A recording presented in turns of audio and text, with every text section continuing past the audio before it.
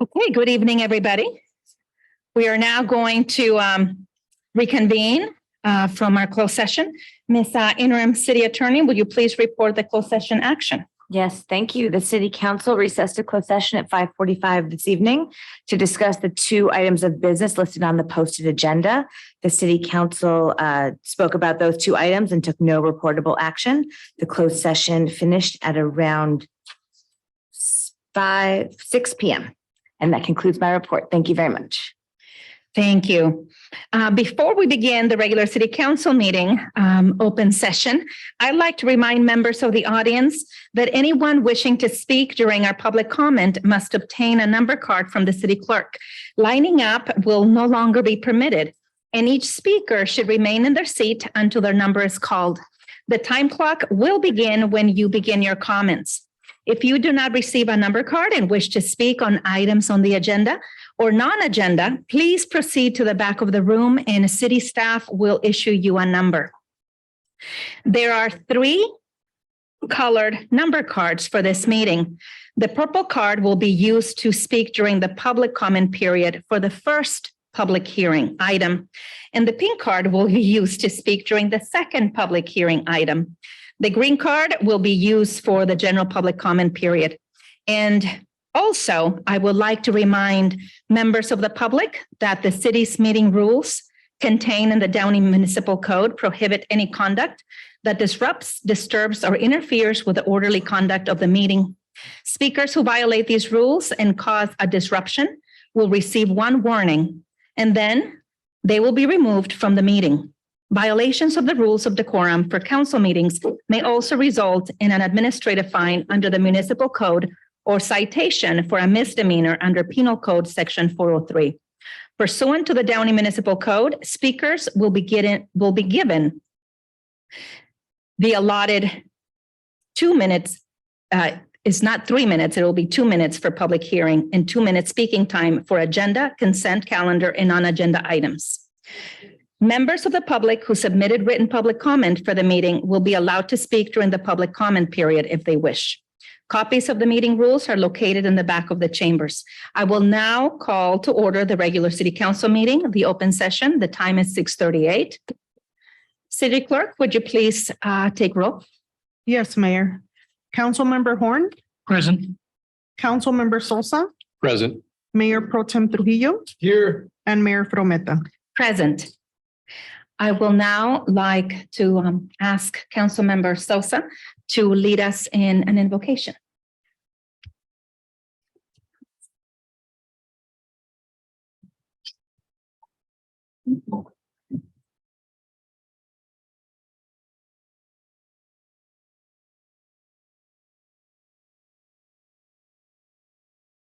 Thank you, Madam Mayor, City Council. Please join me in prayer. Let's bow our heads, close our eyes. Dear Heavenly Father, thank you, Lord, for allowing us to gather here. We just ask that you go before us, and those of us on the dais, just give us wisdom and allow us to be good stewards, make good decisions that are in the best interest of the public, and allow us to have a successful, productive council session tonight. We appreciate you and we thank you, Lord, and we just go before we pray to you in Jesus' name. Amen. Thank you for that. I will now ask Councilmember Tim Horn to please lead us in the flag salute. Face the flag, salute, or put your right hand over your heart. I pledge allegiance to the flag of the United States of America and to the republic for which it stands, one nation, under God, indivisible, with liberty and justice for all.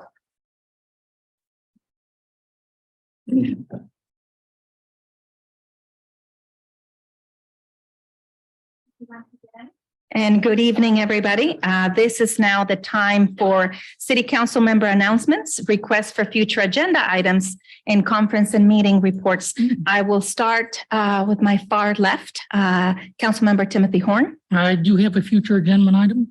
I would like to talk for about 10 to 15 minutes at either the next meeting or the following about the parking issues that we have in Downey. And then on to the fun stuff.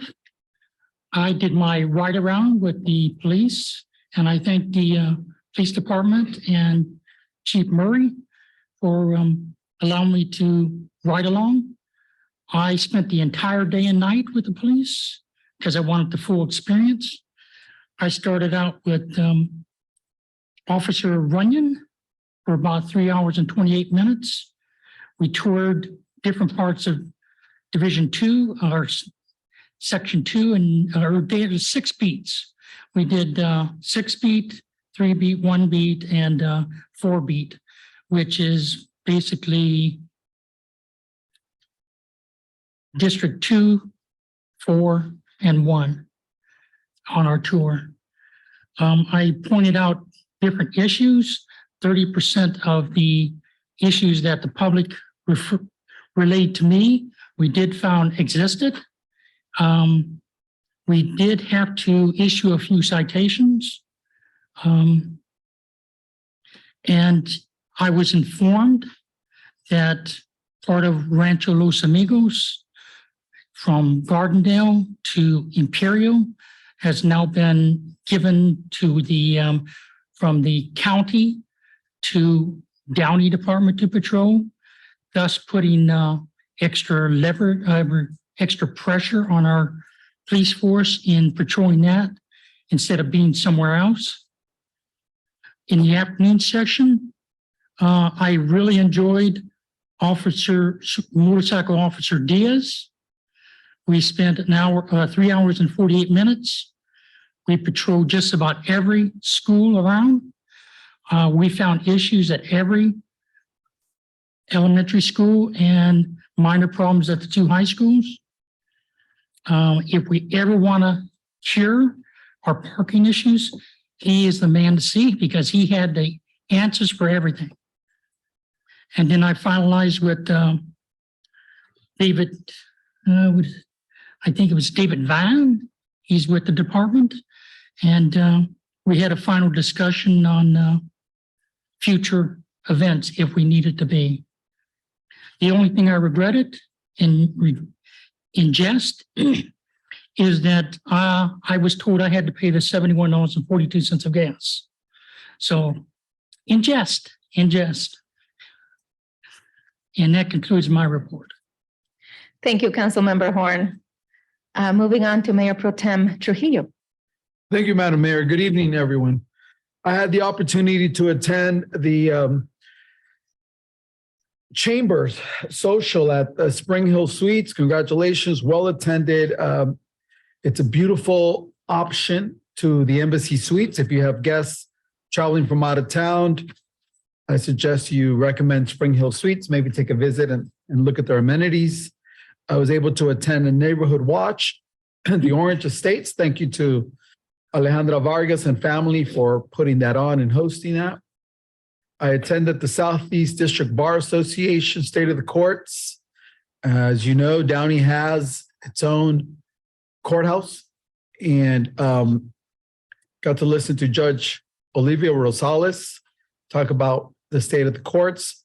And for any attorneys out there, that's our hometown bar association, if you will, Southeast District Bar Association. Was given an orientation. I'm now sitting on the Clean Power Alliance. So I understand now that it's actually a utility provider, an option to Southern California Edison.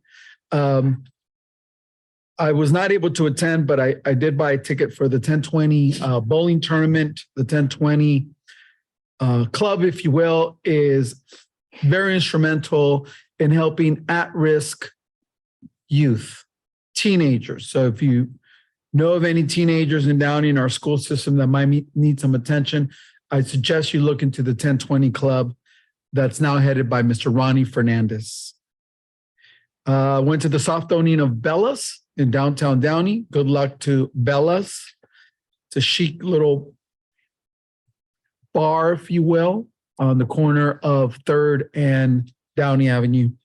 Went to the swearing in of our Congress member, the community swearing in at Long Beach. Attended La Feria del Empresario, put on by the Chamber. Congratulations to them.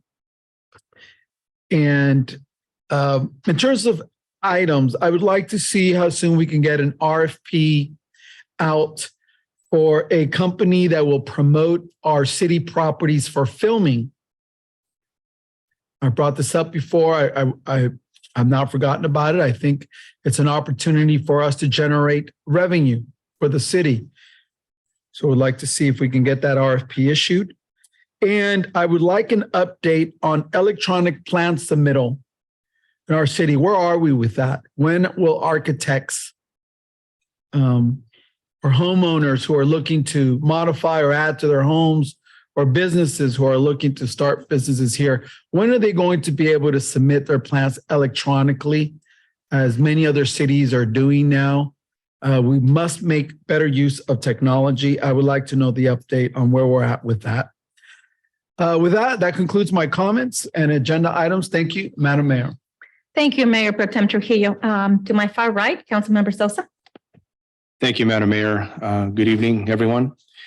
And thank you for joining us tonight. Just want to touch on some of the activities or events or meetings that I attended over the last couple of weeks.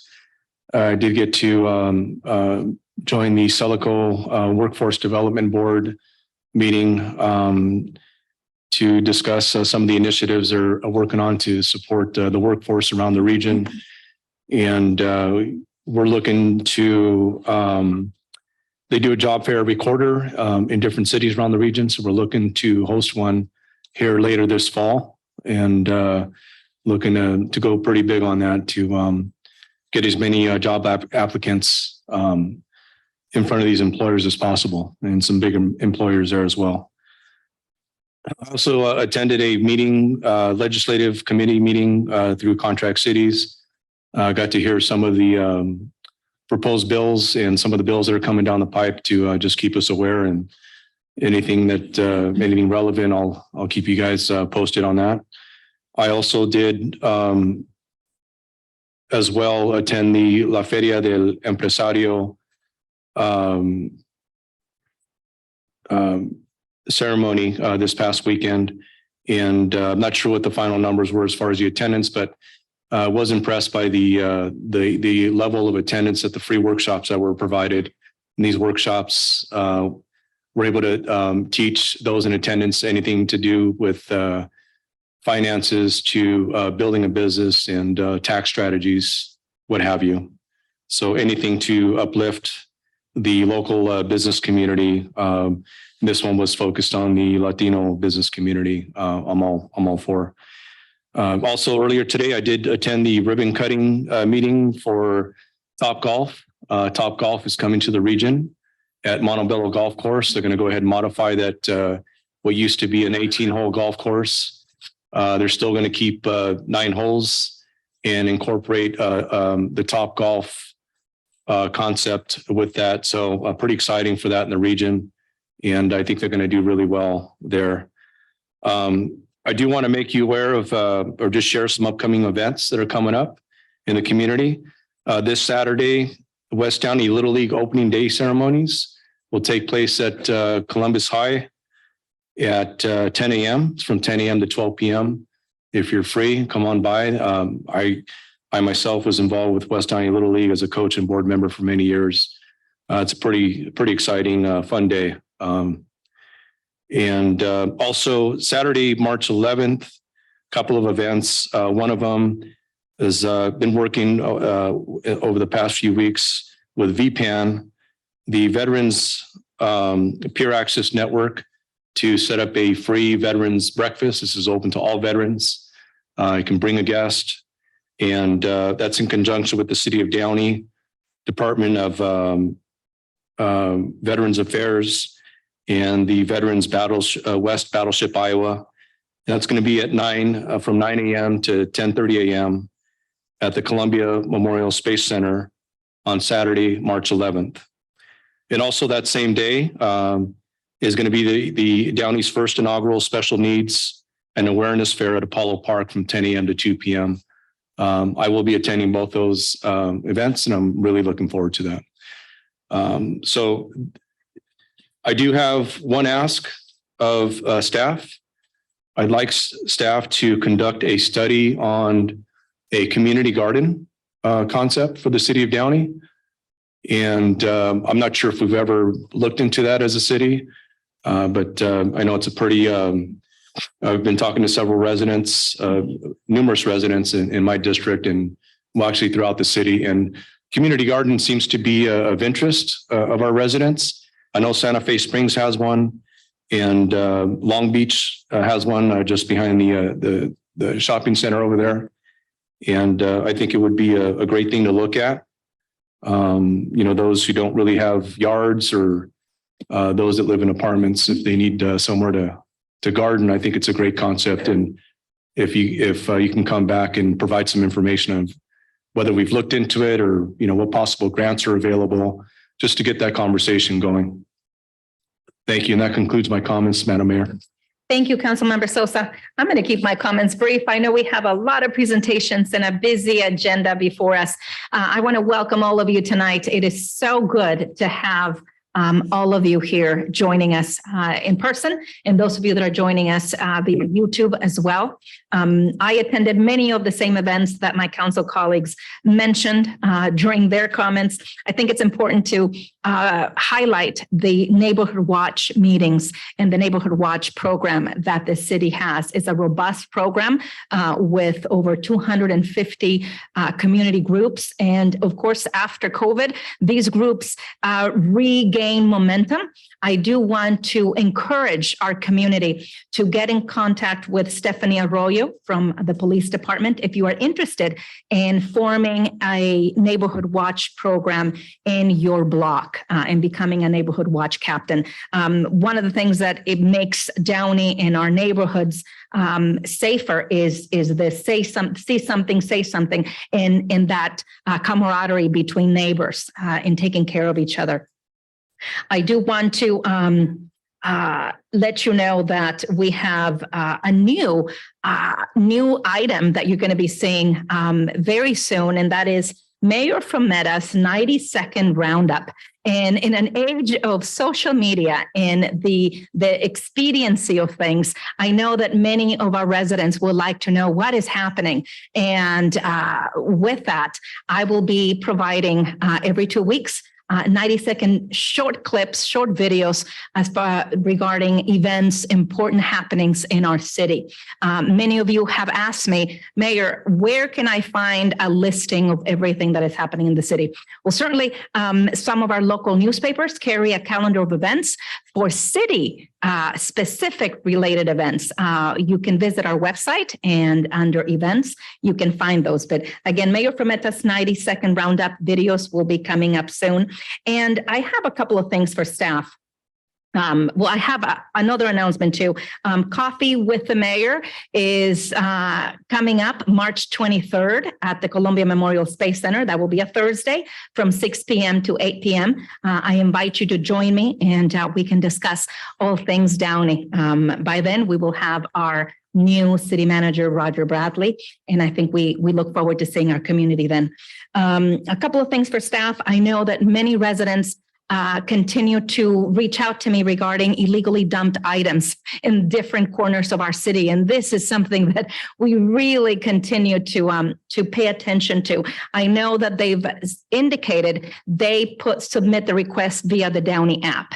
And I know that we've been made aware those requests or those forms are seen on the Downey app. We are currently working with the new vendor to make sure that they, and it's not Athens anymore, it is Athens. It used to be Calumet. It is now Athens. And we are working with them so that they are more responsive when we reach out and they can pick up those items. So please do not despair. We are aware and we're working on that. And another thing I wanted to also bring up is I would like to ask our police department to, in an era where we also hear and we get reports of catalytic converters stolen. A couple of years ago, and maybe even last year, Chief, we had an event where we etched catalytic converters, again, as a deterrent. And I would like to see if we can also schedule another time where we can have a community event and we can etch the catalytic converters. That is all I have for tonight. Thank you for joining us. And I will go ahead and get our city manager to give us some of his comments for tonight. Thank you very much. Just a couple of follow-ups to things council members just raised. The request, Mr. Horn, on the item for next agenda on parking. Is there anything you're asking of the staff in the way of background before that? No, it's just the complete fact scene that I have seen traveling through the neighborhoods. Okay, so it's not something that we need to have a staff No, report for. Not at Okay. this time. And on the two items that Mr. Trujillo brought up, the electronic plans, and I think I addressed this not too long ago. And I know that because I promised Mayor Fermetta that we would have the system working within a time period. And I remember at the time saying, but I won't be here anymore at that time. So it was an easy promise for me to make. But it's definitely in process. The problem is we implemented a system that has bugs and wasn't working. And these things happen when our base system is an old system and we put a new system on top of that. And sometimes the interface doesn't work. So we're working on it. It shouldn't be too terribly much longer before that's operable. And you're right. It's something we need to have available.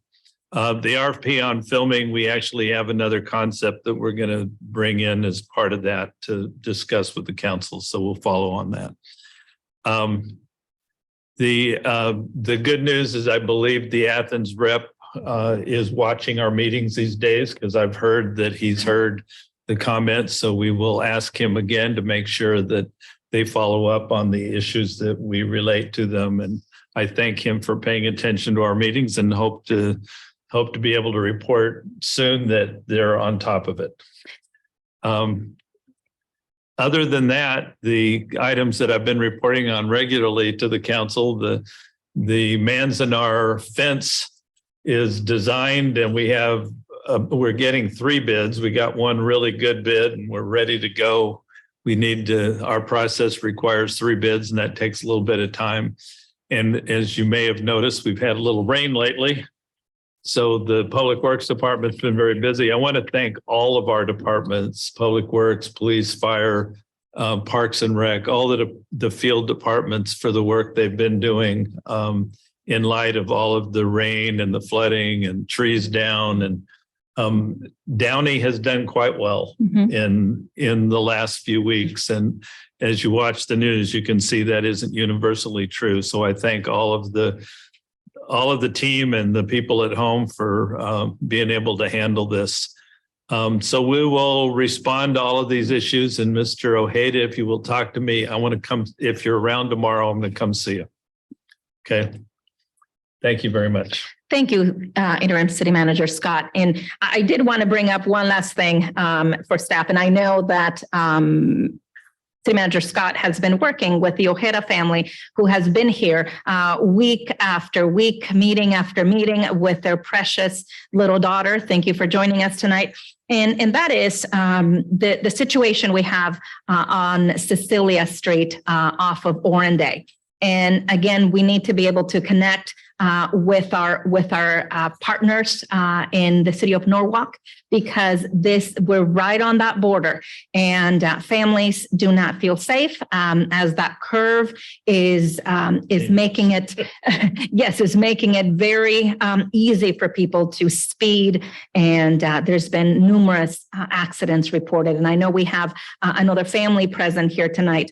I'm sure to speak about that situation. So I do want the staff to continue to work diligently to get the other partners on the other side of the bridge working together to address these concerns.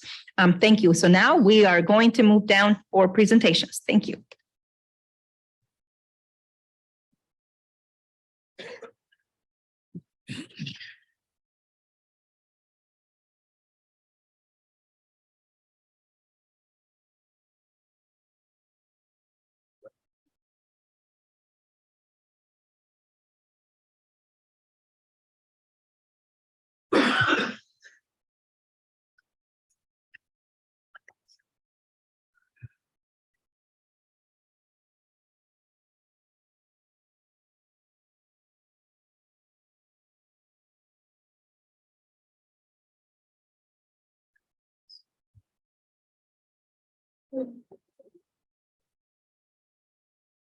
It is my pleasure tonight to talk about an individual that I believe is making a significant difference, not just in this community, but surrounding communities. This individual has dedicated his life to helping others as a speaker and as an activist. His humanitarian work has led him to travel worldwide, including to Cambodia, Paraguay, Zambia, Israel, Korea, Thailand, Canada, and Mexico. While working with the United Nations High Commissioner for Refugees, he learned of the horrors of human trafficking. This led him to work with the Long Beach Human Trafficking Task Force to bring awareness. Patrick Errolson has participated in numerous events that provide information geared toward establishing the safety of young people and ending human trafficking. Events he has founded and participated in include youth exploitation safety symposiums, the See It and End It in Arts Festival, Artists for Change, Men Standing Against Trafficking, and FatherCon. FatherCon has been held here in our city for the last 4 years. It stresses the importance of fathers and father figures in our children's lives by bringing together community leaders and men of faith to speak of valuable lessons to inspire a greater understanding and involvement. I've had the pleasure of knowing Patrick for the last few years since human trafficking. When I first got elected in 2018, I learned through Cecilia Gomez about these efforts. And I made it also part of my mission as an elected official to bring that awareness, considering we have our own school district and we have over 22,000 students. We have 3 high schools and we are in close proximity to ports.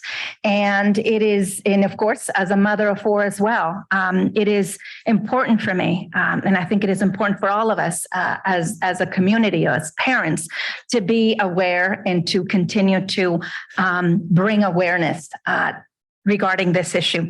FatherCon continues to be something that it expands city boundaries.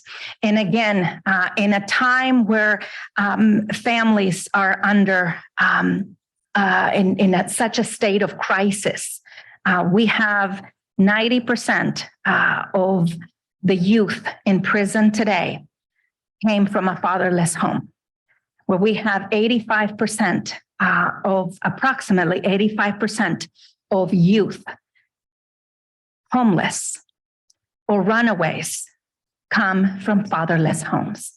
And so again, this work that Patrick has been doing is critical. It's critical for all of us as we continue to strengthen the collaborations and strengthen the partnerships within our city, but also across cities within our county.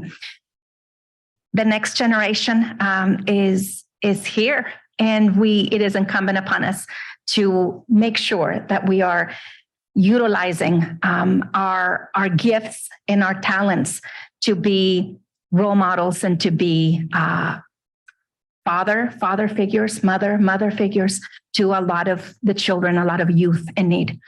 It is why Patrick's continued efforts and dedication to our community's youth have made it so invaluable, and his contributions will have a lasting impact for generations to come. Patrick, would you please come up? You are receiving the Mayor's Legacy Award.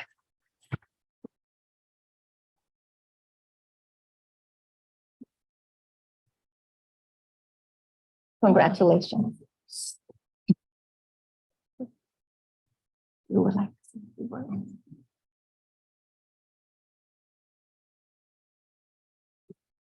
It's been such a great experience actually being introduced to Downey, not being a resident here, and then to have experienced such an incredible welcome and to have a city that actually takes this issue seriously is so rewarding. I started working in 2011 in the prevention of human trafficking, and it doesn't take very long to realize that fathers are in this very critical intersection, this very significant role in not just through their own behavior intersecting with trafficking, but also the sons and daughters that are coming from our homes are coming out of our homes either vulnerable or entitled, that's feeding this kind of issue of human trafficking. And I don't know how much each of you know, but I was profoundly changed. I was leading Men Standing Against Trafficking, and I was standing on the track, which is an area where girls and women are being sold, and increasingly now boys, on a street corner in Long Beach.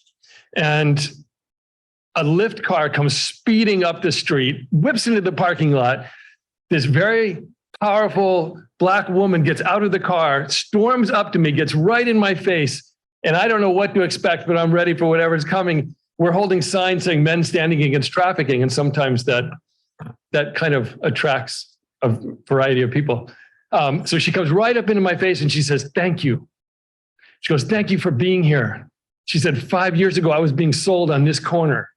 And she said, the last person who picked me up, the last man that paid for me, when he was done with me, he took out a knife and he stabbed me 5 times and then dumped me in the gutter to die. And she didn't die. And because she was in the hospital so long, she was able to be removed from her trafficker and now is really trying to build her life back again.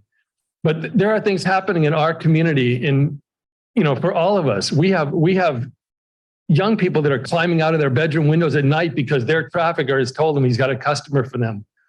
And it's like, the question that keeps coming up is like, where was the father when all this was happening? And in too many cases, the fathers weren't there. They were busy, they were distracted. And if we can inspire fathers, if we can get them informed, educated, and equipped for all of the threats of the 21st century that are now kind of really coming down on our families, we can see a massive change in what's happening to our daughters and what's happening to our sons. And I'm so deeply grateful for Downey for allowing us to bring Father Boyle here for the last FatherCon that we just had a couple of weeks ago. His messaging was just so powerful and impactful about how we really need to change how we see each other. We have no idea what person is carrying on their shoulders. People look great, like on Facebook, you see these people who look absolutely wonderful. We have no idea what people are carrying, and we need to start having a compassion for the fathers and for men as well, and not just demonizing men, but really seeing them for who we can restore. And so thank you so much. Thank you to Mayor Fermetta and for the city of Downey for welcoming FatherCon for these last 4 years. Thank you so much.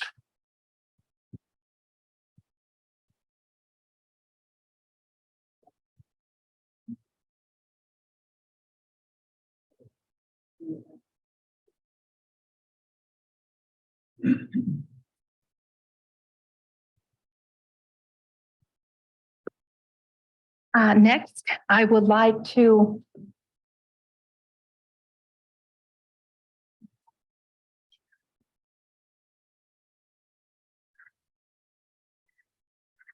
thank you. As we close out the month of February today, I would like to take this opportunity and highlight our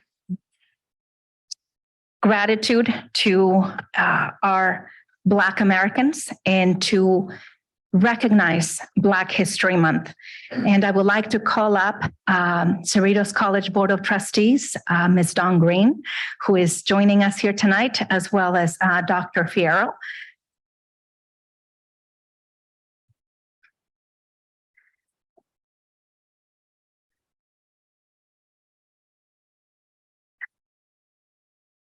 This proclamation reads,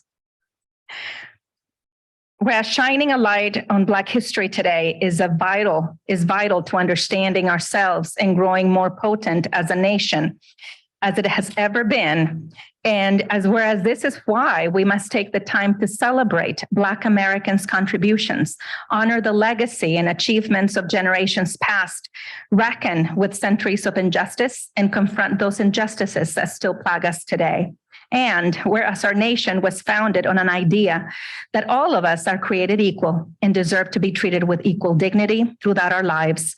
And whereas across the generations, countless Black Americans have demonstrated profound moral courage and resilience to help shape our nation for the better. And whereas today, Black Americans lead industries and movements for change, serve our communities and our nation at every level, and advance every field across the board, including arts and sciences, business and law, health and education, and many, many more.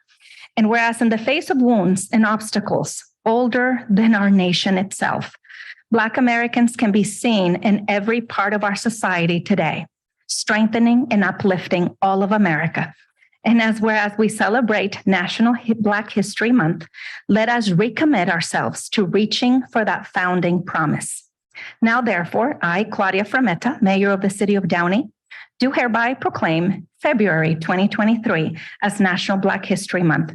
And I call upon all the residents to observe this month with appropriate programs, ceremonies, and activities. And again, it's not just this month. We need to continue to uplift and strengthen and celebrate each other every day, because this nation is made up of all of us.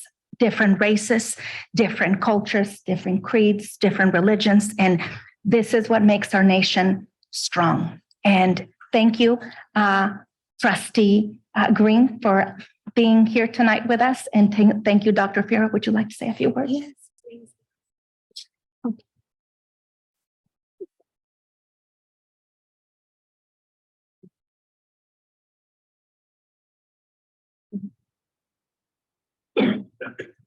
Good evening, Mayor Frometa, council members, community members, and esteemed guests.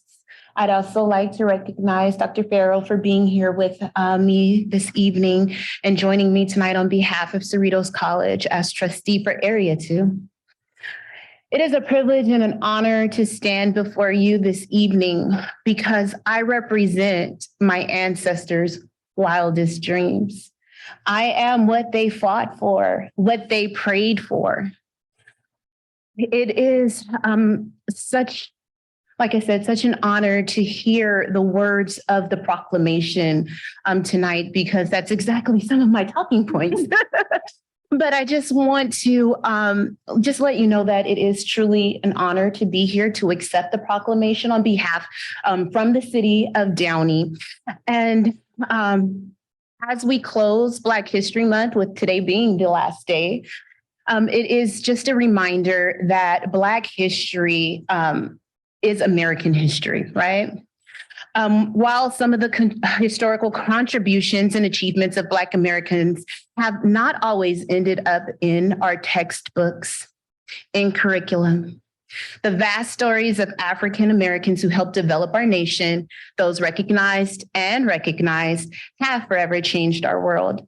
One of my favorite poems is by Maya Angelou, and it's titled, "Still I Rise." And just as your proclamation stated, as we continue to fight injustices, as we continue to strive for civil rights, we together rise. And so tonight, again, I thank you for that wonderful proclamation and your courage to celebrate Black History Month as a city. Thank you so much, everyone, and have a wonderful night.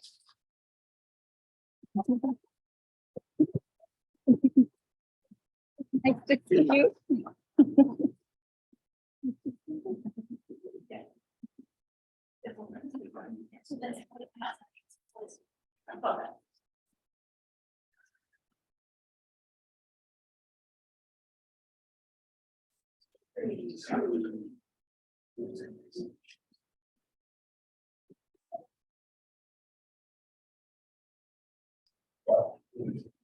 Wow, look at that.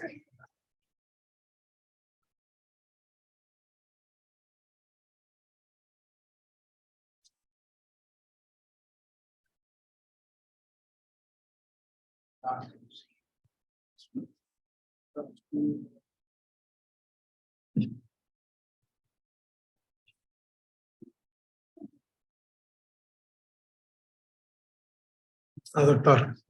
Gusto en verlo. Igualmente. Thank you for coming.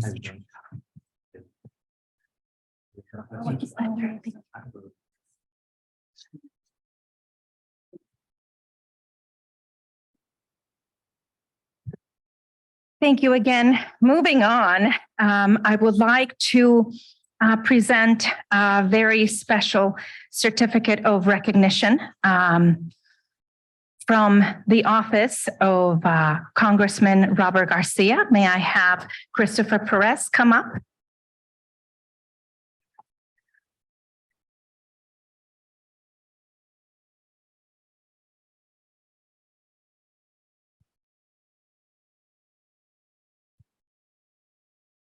Thank you, everyone. Happy to be here again in the beautiful city of Downey. I am here to present this plaque of congressional recognition to Mark Scott, interim city Downey of the beautiful city of Downey. And it reads, in honor of serving the city of Downey as the city of Downey's interim city manager, thank you for your invaluable service to the residents of Downey. We wish you the very best on your future endeavors. Signed, Congressman Robert Garcia of California's 42nd Congressional District and the more than 700,000 residents in it. So, Mr. Mark Scott, please. Thank you. Again.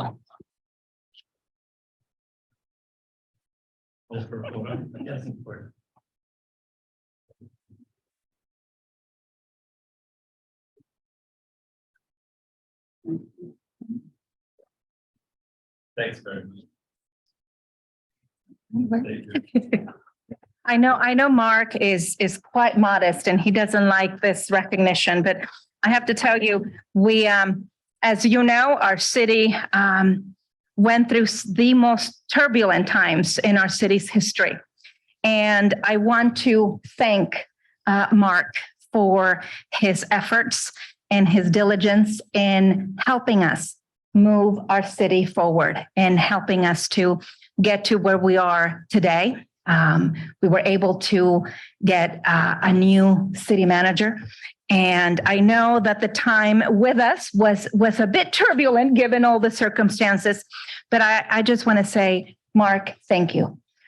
We appreciate it and we appreciate all your efforts, all of your texts and emails, keeping us abreast of everything that has been going on and had been going on. With that, in recognition of your success and commitment to the city's citizens of the city of Downey and your exemplary service as interim city manager, given this 28th day of February.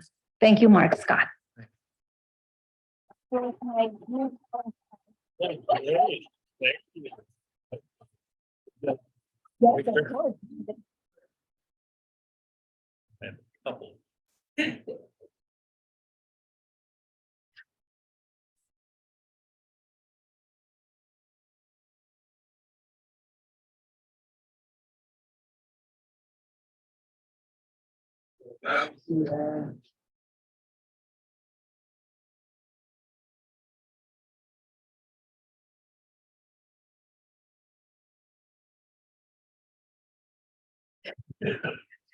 right, I'll get a couple of quick things.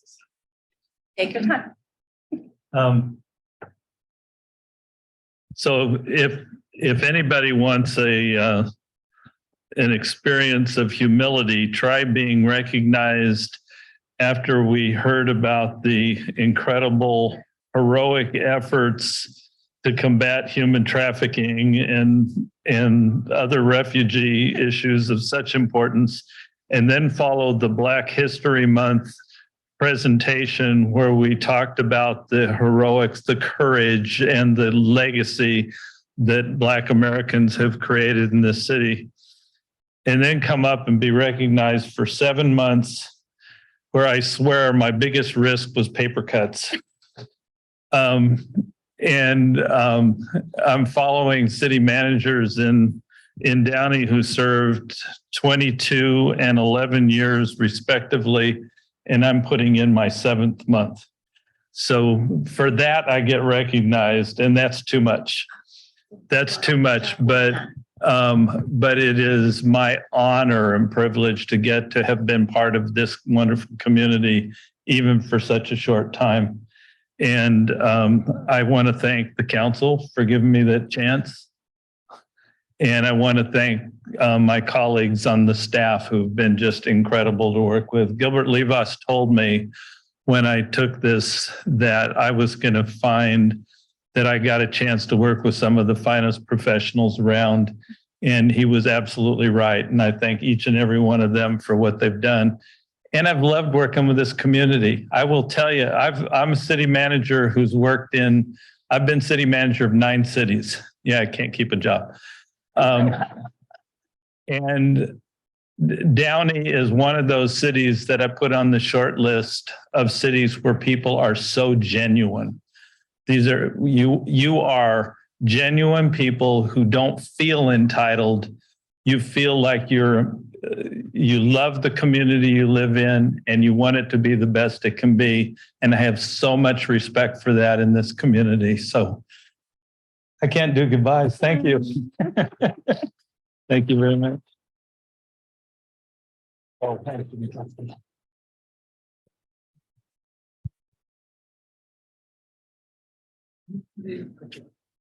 We are going to miss Mark.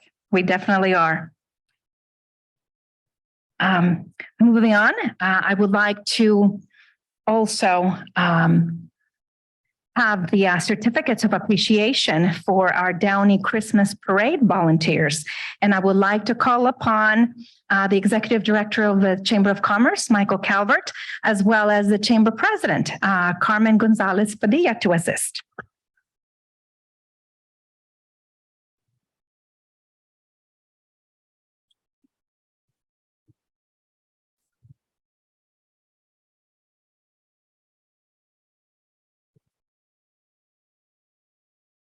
Every year, the Chamber does a really phenomenal job in putting together the Christmas parade for the city. And I just want to thank you both and the board for such a great job. I don't know if Michael, Carmen, would you like to say a couple words? Absolutely. Good evening, everyone. Thank you for coming. We're excited about the success of the parade. It was a beautiful day. It turned out to be a little bit cold, but we were pleased that it didn't rain, and it was such a great turnout. We were very honored to be part of the continued success of the parade, that the past president legacy continues on. So thank you for the support, and I'm going to pass it on to Michael now. I just want to comment, if interim city manager Scott had to follow the presentation of the volunteer awards, he wouldn't have even come down. So I'm glad we did the timing correctly.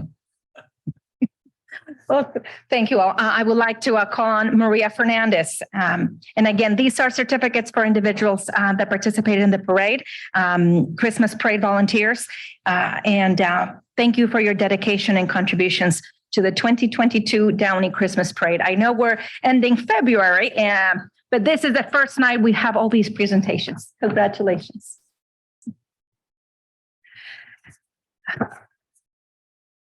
Mariana Pacheco is not here today. Rain is here. Carmen Gonzalez. Paula Mejia. Round of applause, please.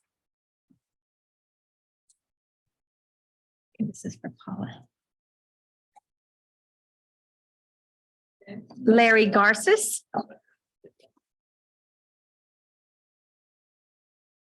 Commissioner Jenny Woods.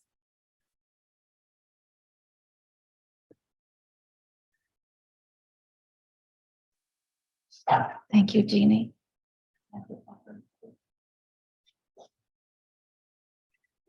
I don't know when Jeannie sleeps because she's always volunteering for every commission and committee in this city. Ms. Sheila Tatongo Bartolone, former president of the chamber.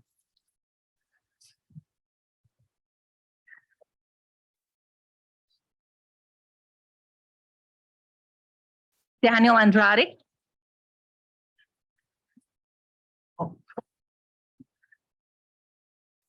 Thank you, Daniel. Do we have Juan Gutierrez here today?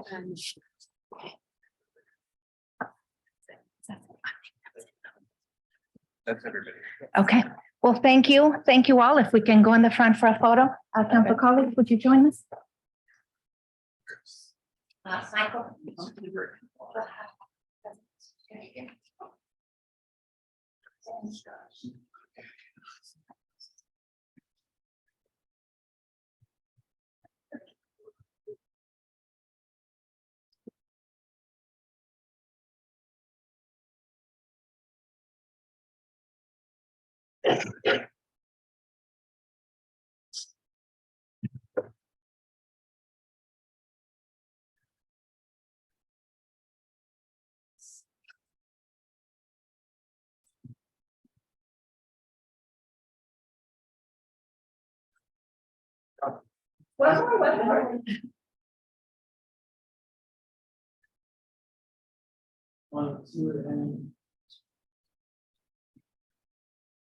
Thank you, everybody. Thank you. Thank you.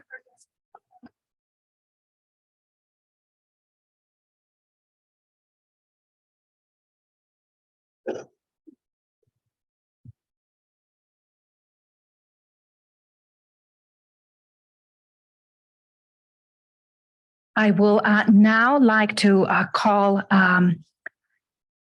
the board from the YMCA for a 10-minute presentation you have.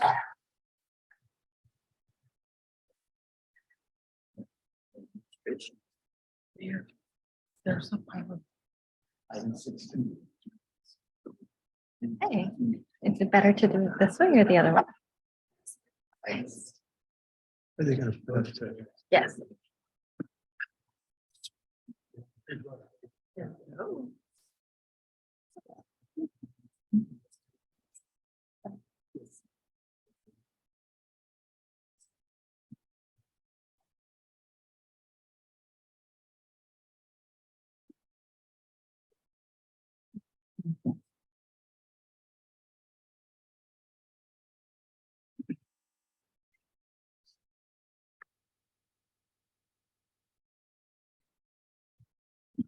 Yeah.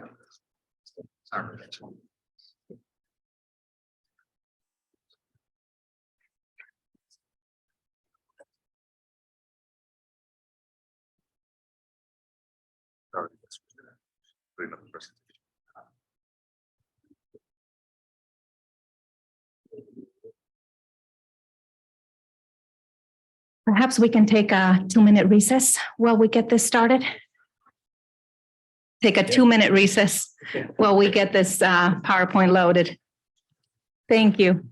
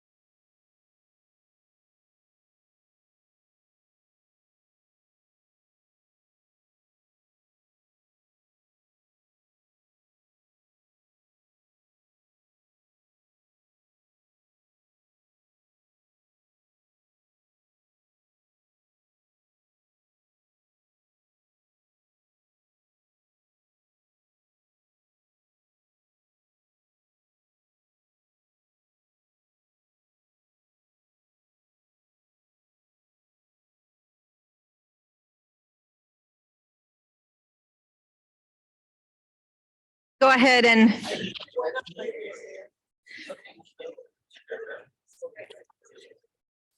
we're going to go ahead and get started in just a few seconds. If everybody can please take your seats.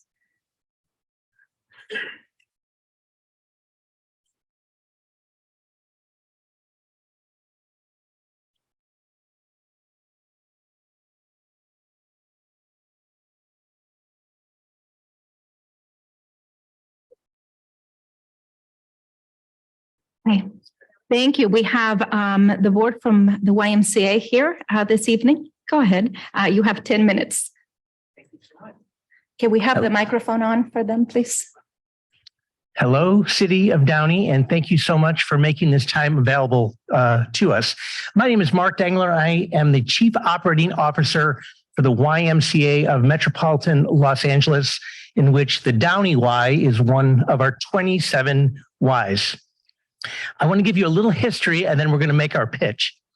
The Downey Y was founded in 1941, and the building that is on Downey Avenue was built and constructed in 1963 at a cost of $432,000. Quite a bargain, right? It's lasted 60 years. Until the building was built, the Y floundered in Downey. However, once the Y was built, it became our flagship Y across the entire region. Pre-pandemic, the Y served 4,000 members annually, as well as kept thousands of kids safe in childcare programs, swim programs, and outdoor programs. We don't turn families away because of the inability to pay. And we saw 20% of our members take advantage of assistance, as well as hundreds of children in all of our programs. After 60 years, our existing building is at the end of its life cycle, and we have chosen not to reopen post-pandemic. With that said, we continue to offer childcare at 4 Downey Unified School District sites and exploring reopening our site at the Furman Park. Once a new Y is built, we anticipate at least 50 to 75 new jobs, which will be filled primarily by the Downey residents. So I'd like to introduce now the board chair of the Downey Y, Mauricio Nunez. Hi, good evening, council. Thank you again for the time of having us here. So yeah, more than being the board chair, I'm here as a member of the community, right? Because to look at the Downey YMCA is to look at the community. Why? Because its members, it's made up of a community. You know, our board, our membership, we're your neighbors, we're your constituents, we're your friends, you know, we belong part of the same social clubs. So throughout our history, the Downey has thrived in Downey because of that effort and that sincerity of our community to volunteer and make sure that those of us who can give back to those of us that need and deserving, right? During the pandemic, our building has served us well, but it was tired, it was old. And the best thing at that point was to shut it down, right? And there was a call to the community, to us, to the board, to rebuild. And that call has been answered, right? Steve will touch on this a little bit, but we're well ahead, not well ahead, but we're in progress to bring a new YMCA to the city of Downey, right? But throughout our history, one of the things that has made our Y so special is that we've always done so in partnership with the business community, with the educational community, and with our civic leaders, right? As is evident by so many past members who have been elected officials, very great members. So with that, we're here to we would like to reactivate that partnership going forward, so the future generations of Downey see and experience the magic that happens within a YMCA and see who it was brought for by their civic leaders, their business leaders, their volunteers, the parents, the friends, the neighbors. Because that's very important, because the Downey YMCA is one of those very special places where a community can be formed and influenced daily for the good, right? So that's why this project is very important to us and should be, we trust, to the greater Downey community. With that, I hand it over to Steve to give us a few updates. Thanks, Mauricio. Hi, everyone. I'm Steve Robertson. I'm the Financial Development Committee chairperson for my whole life. We've been working on this for a long time, and we are going to have a new YMCA here in Downey. I've said it more times than I can count, but Downey is special, and you guys, we all know that. We're here and we know that, but there's a lot of things that make Downey Downey. But the four things in my mind, and I've been here forever, but it's our police department. We have our own police department. We have our own fire department. We have one of the best school districts in the state of California, and we have a YMCA. And those things kind of set us apart from other cities here. When we knock down the existing building, that's 65,000 square feet of facility that we have. We're going to go in with a new, you can follow me on there, but a new state-of-the-art 20,000 square foot facility, outdoor basketball courts. We're going to have 2 pickleball courts on Downey Avenue. That's a must. Child Development Center. In our pricing, we're going to have an indoor pool just like we have right now. When we priced it out as we go forward, we don't have the funds for a warm water pool, which we need desperately for seniors and for people with disabilities to use the warm water pool. That's in the design, but it's not in our pricing. But we hope we will either raise the money initially or we'll have to come back and raise the money after we build the facility. We'll have men, women, and family locker rooms, a state-of-the-art fitness center. We're not a gym. We're a family organization. We have weights. As you can see, I've been doing a lot of weightlifting. We have weights for people to use. We have the bikes. We have all of the equipment that any gym has, but we're not really a gym. We're a family organization. We will have. We've always had a parking issue with our YMCA. We've never gotten anyone run over, and I don't know how that's not happened because they're running across Downey Avenue, in between the traffic. But when we have the new facility, we're going to have our 100 parking spots that we currently have. We're going to keep our parking spot. We have the parking area on the corner of our net. That's about 30 to 40 parking spaces. And we hope to have a new parking lot in the back. That's another 40 or so spaces. So we're going to have, for the first time, we'll have adequate parking. And if we can go to the next one, when we started pricing out the new Y, we started pricing it about 2 years ago, and we figured out what we wanted, the size of the facility, and the price was about $14 million. And so that's what our target has been, to raise $14 million. Right now, we have raised or have pledged just around 11 million. We have one of our board people has given us $5 million to start. The Hoag Foundation here in Downey has given us $1 million.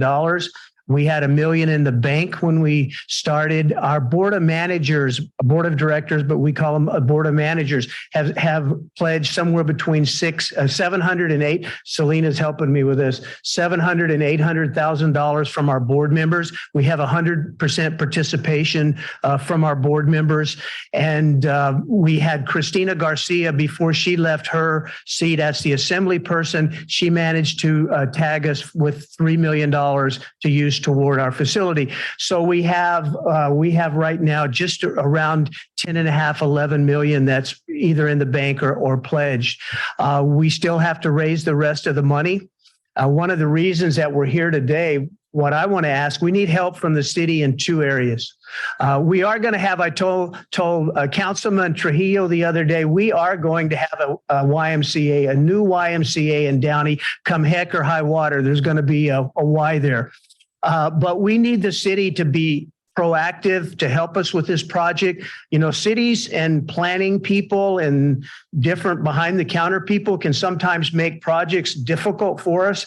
And we're not asking to do anything that's not correct, but help us push the project, be proactive in helping us get this YMCA built. The sooner that we get it built, the better for the entire city. So we need you to help us with that.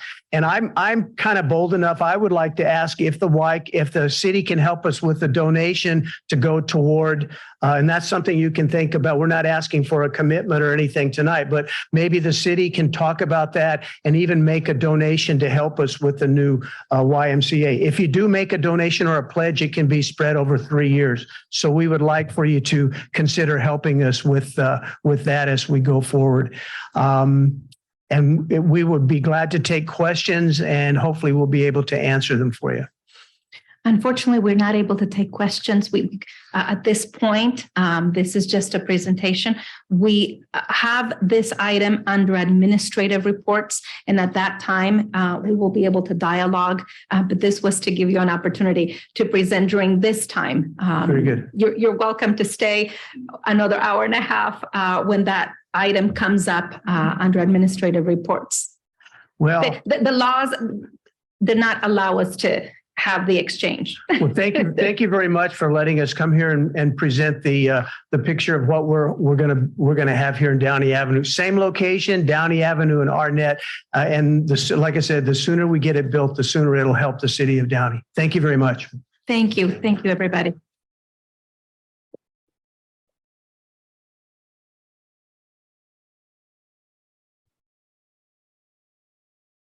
At this time, we are going to move on. We have two public hearings this evening.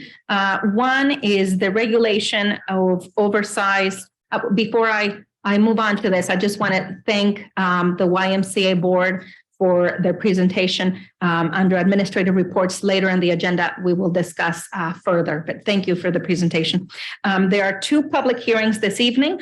One is on the regulation of oversized vehicle parking and recreation of a permit program for the temporary parking of recreational vehicles. This is to introduce an ordinance of the City Council of the City of Downey, amending Article 3, Public Safety, Chapter 1, Traffic Regulations, Part 10, Stopping, Standing, and Parking of the Downey Municipal Code, regulating the overnight parking of oversized vehicles, RVs, and creating a permit program for parking of recreational vehicles.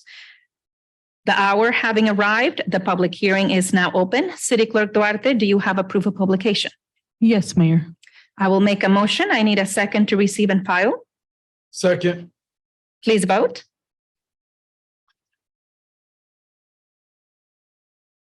The motion is approved unanimously. Thank you. Interim City Manager Scott, is there a staff report? Mr. Eckert, I guess you'd think I'd learned to do this by now.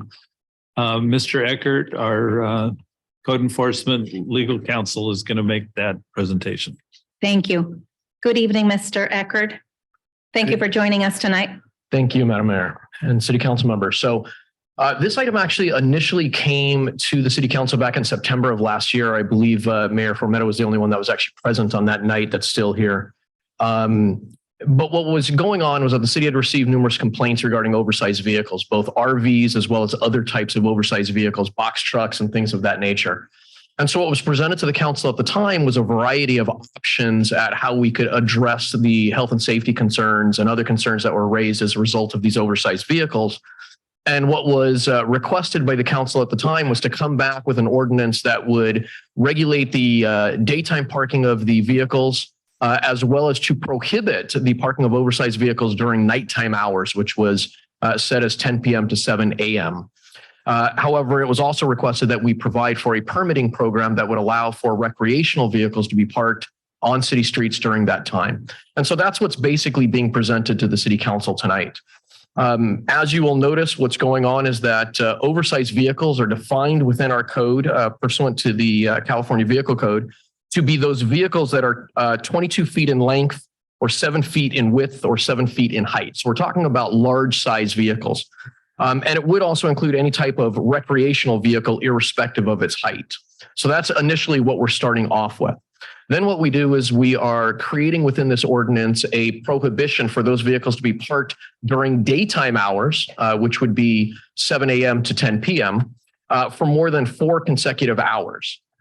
We do allow, as required, various exemptions for that. So delivery trucks, plumbers' vehicles, contractors' vehicles that are actively performing a service at a local location. And what we do is we require those vehicles that are there to be parked in certain locations, that is within the same block of the actual address that they are servicing.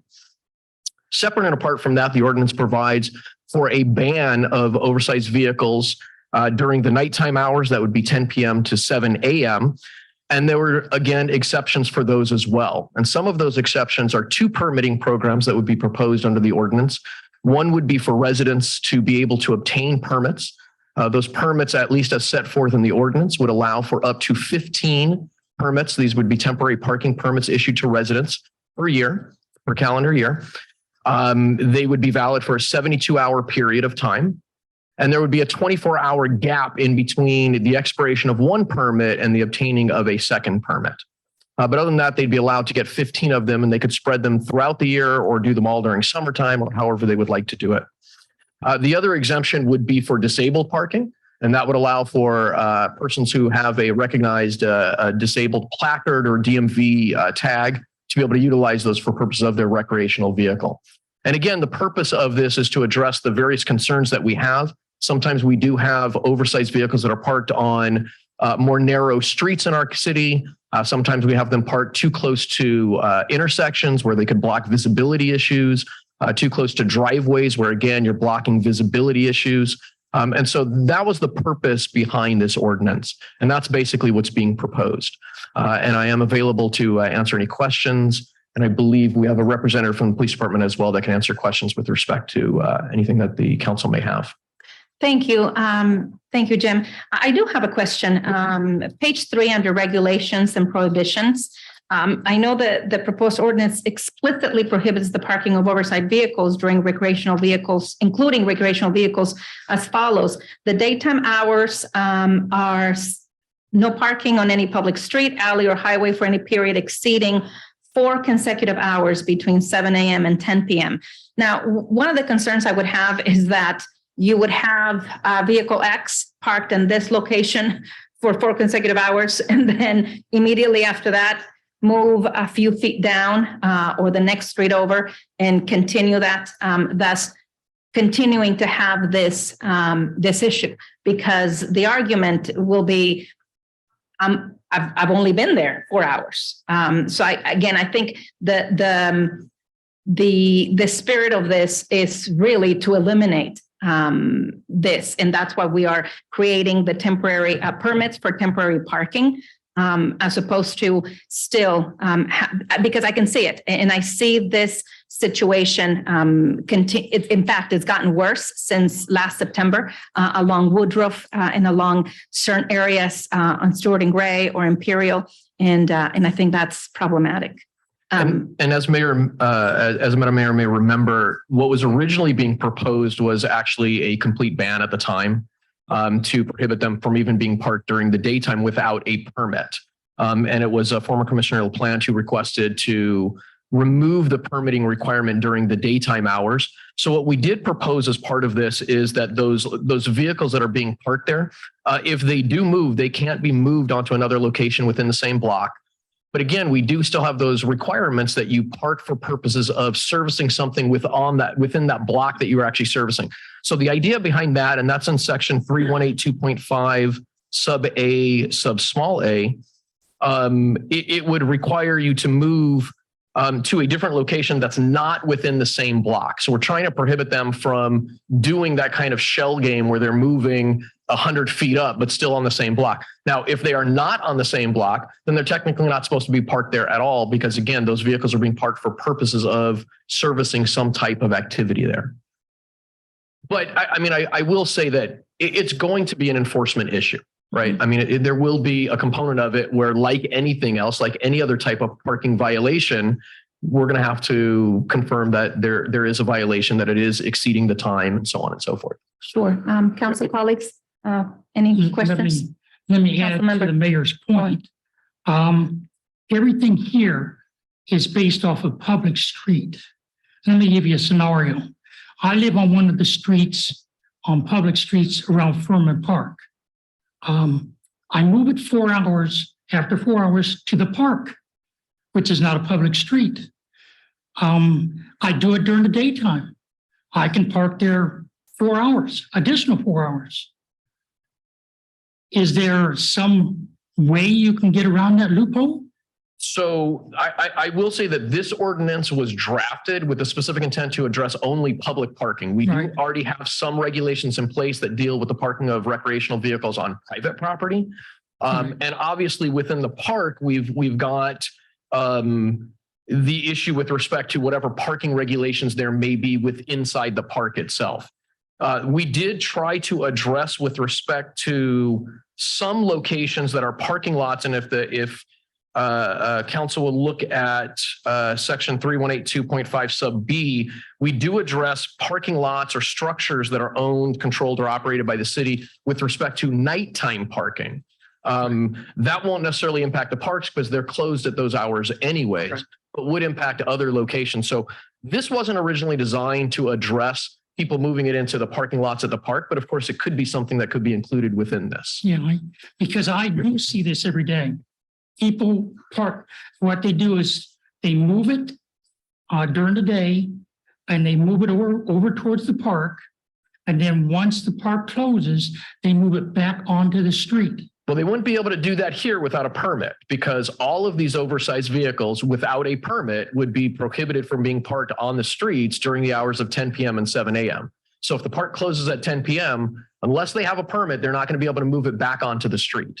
Okay, but I will say that one of the issues with regulating the parking within the park is there are people who may legitimately park the RV in the park and go spend the day in the park. Right. And so we would want to be careful about regulating that type of a vehicle where people are actually utilizing the services of the park, whereas other types of vehicles would do the same thing and be able to be parked there all day. No, you may not know. That's correct. Let me go a little bit further on that. I have a blue handicap placard that I put in there. Am I able to extend beyond the 4 hours? Yeah, so Councilmember Horn, and we need to take a break. I've been informed our YouTube stopped working, so we're going to have to take a brief recess. Hold that thought, please. Okay. Thank you. And since we're in a public hearing,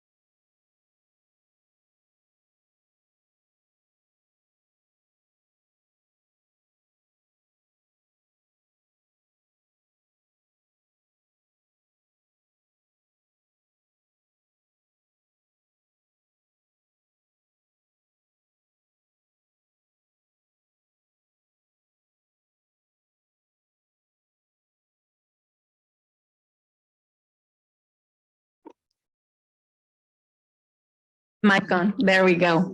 Thank you. It looks like our technical issues have been addressed. If I can have everybody take your seats as we will continue with tonight's meeting. Thank you.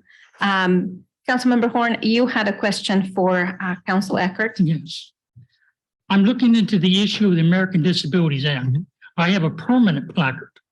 Does that allow me to park 24 hours or do I still park for 4 hours? No, you would be exempt from that. You would be required to come in and get a city permit, but you would be able to get that with your permanent placard. You would come in and get a city permit that would allow you to be exempt from the regulations within this. So I can obviously park 24 hours as long as I got As long as that disabled placard and the city's permit is placed within that Okay. vehicle, yes. But if you take it out of that vehicle and put it into another vehicle, could go drive that vehicle, then the RV or the other oversized vehicle would be subject to all the other regulations. It is a permanent permit, not when you get 15 times a year.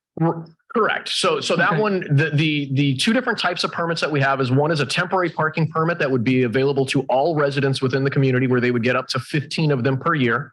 But the disability parking permit is one that lasts for 12 months and you'd be able to renew it every 12 months so long as you still meet the qualifications for it. Okay. Thank you, Mayor. Anyone else, questions regarding this item?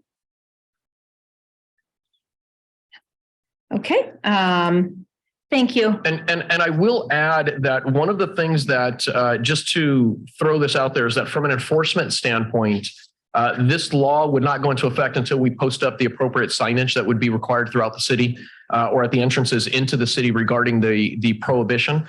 But we've also allowed within this section, if the council wanted to set a further off effective date to allow for notification of the community and that sort of stuff, we could do that as well. Otherwise, it would take effect, obviously, 30 days after passage. Mhm. And James, in terms of, again, adjusting the hours, I'm looking at other cities and what they have. Some cities start earlier, 8 Correct. p.m. to 7 a.m., 9 p.m., and we are starting at 10 p.m. Is there a particular reason why we decided to go with the later time? Based off comments from the last council meeting in September. So that is something that we can change. And I did provide the council in the staff report with an exhibit of some of the other local jurisdictions and some of the regulations that they have. And you are absolutely correct. I mean, there are some cities that ban them 24 hours a day. There are some cities that allow them for certain parts of the day or only in certain areas of the city. But the 10 to 7 was what was recommended at the last council meeting. So obviously, if that's something that the council desires to change, that can be changed.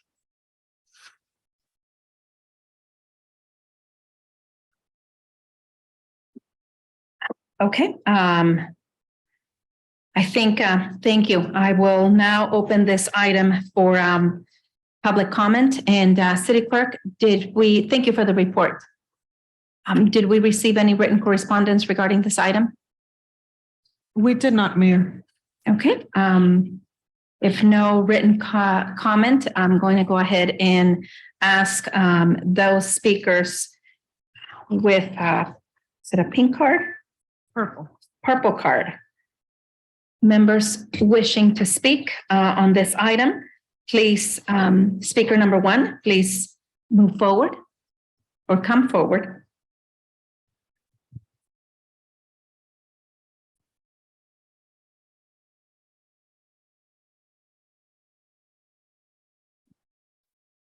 Is this the purple one you're referring to? Yes, that is. Oh, goddamn, purple rain. Let it rain. I will, Stopping, standing and parking is considered 2 an minutes. oversized regulation. But let me amend it here tonight.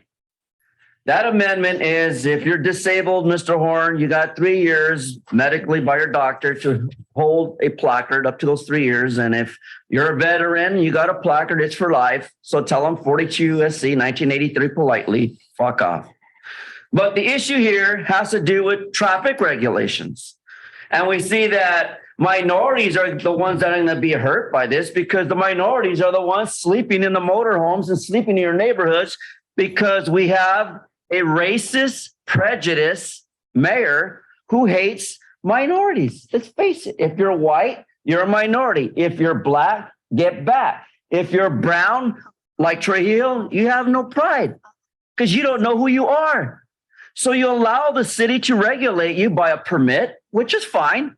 Hopefully it's under $50 because nowadays inflation is really stroking everybody up and down like a yo-yo. And the yo-yo is your mayor because she has not really put a dime of time into creating a permit process that's fair, equal, and not judgmental. And why do I say judgmental? Because if I was in the YMCA, I would have figured it out. $14 million, I get all those RVs, all those cars, into the lot at the YMCA, parking anytime, because YMCA is not a 24-hour business. And it's family orientated, as we heard. And that would be very helpful for the regulations of oversized fucking vehicles for fucking parking and fucking creation of a fucking permit program for fucking temporary parking of fucking recreational vehicles by the Downey police. Ain't that a motherfucker? 42 U.S.C. 1983 politely. I really hope you come up with better language and a better process to put up front with transparency for the public to see what you're doing behind their back, mommy. Go on a diet. I'm going to remind you about your profanity. There are families in this council chamber, and if you continue with that profanity, disturbing this meeting, you will be escorted out. Speaker number 2 may come up, please.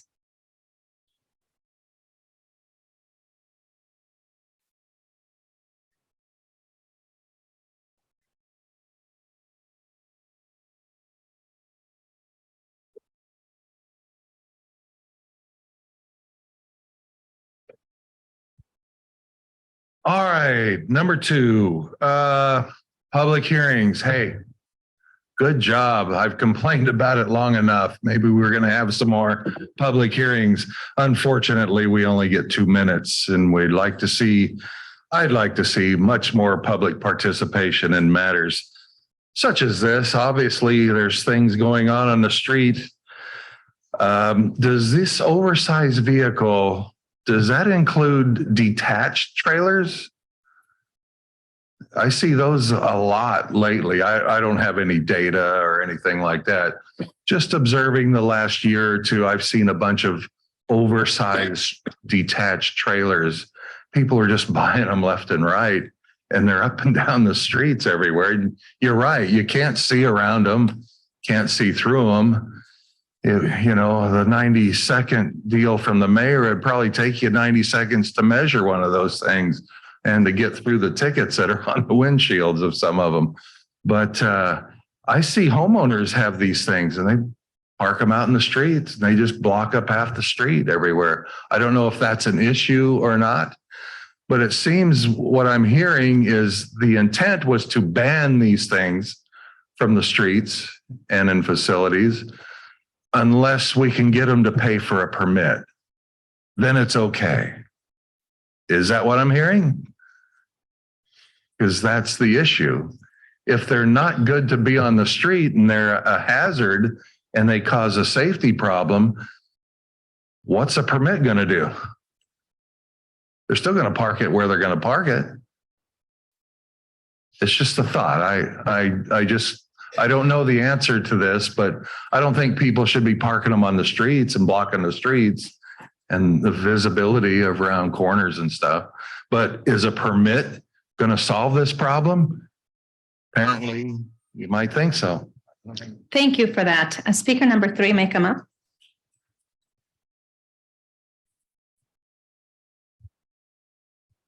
Okay, so this item, this public hearing, yet again shows the fundamental hypocrisy and I believe lack of true humanity from the mayor. Obviously, this is being pushed by the mayor, who is on record for multiple years going out to stalk the homeless, taking pictures of them, demanding that the city manager and the police remove them with no attention at all to their constitutional rights, no attention to due process, which again reminds me of even her comments tonight. Tonight, you know, she was pushing for even tougher. She's saying her intention is none of these vehicles. And you're classifying it under traffic. In reality, of course, it's about unhoused people who she refers to as transients. I got news for you. Those people that you assaulted over there at Apollo Park, they are Downey residents. First of all, they were living in Downey, and then they fell into unhousedness. They're down on their luck. And your testimony is that you want to evict them and you want to pretend that they're from other cities. They're from here. They're from here. They're locals who are struggling. So you say you want to help the community. It's all lies. It's all just a bunch of lies. Why don't you, instead of pushing the city prosecutor to do a tougher ordinance, how about you talk about due process? How about you talk about noting this to the community members that will be affected? How about you talk about, hey, can we offer services perhaps? Instead of, hey, can we just ban it all? That is such an evil approach. The mayor of Downey is fundamentally evil in this approach. Oppressing, attacking the most vulnerable people in the city of Downey who are and have been Downey lifelong residents. Thank you for that. I will make a motion to close public comment. I need a second. Second.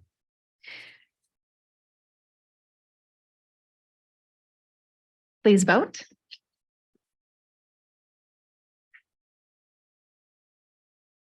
The motion is approved unanimously.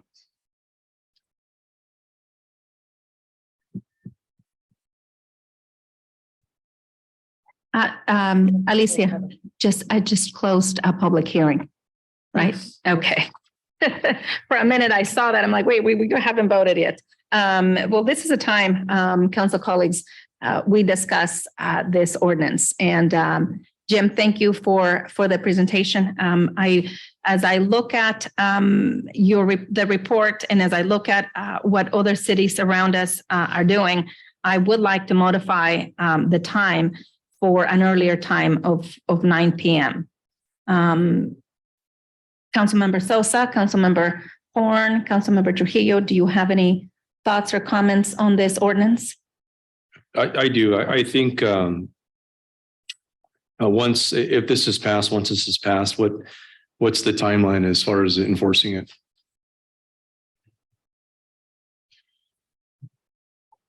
I think Jim will come up and let us know.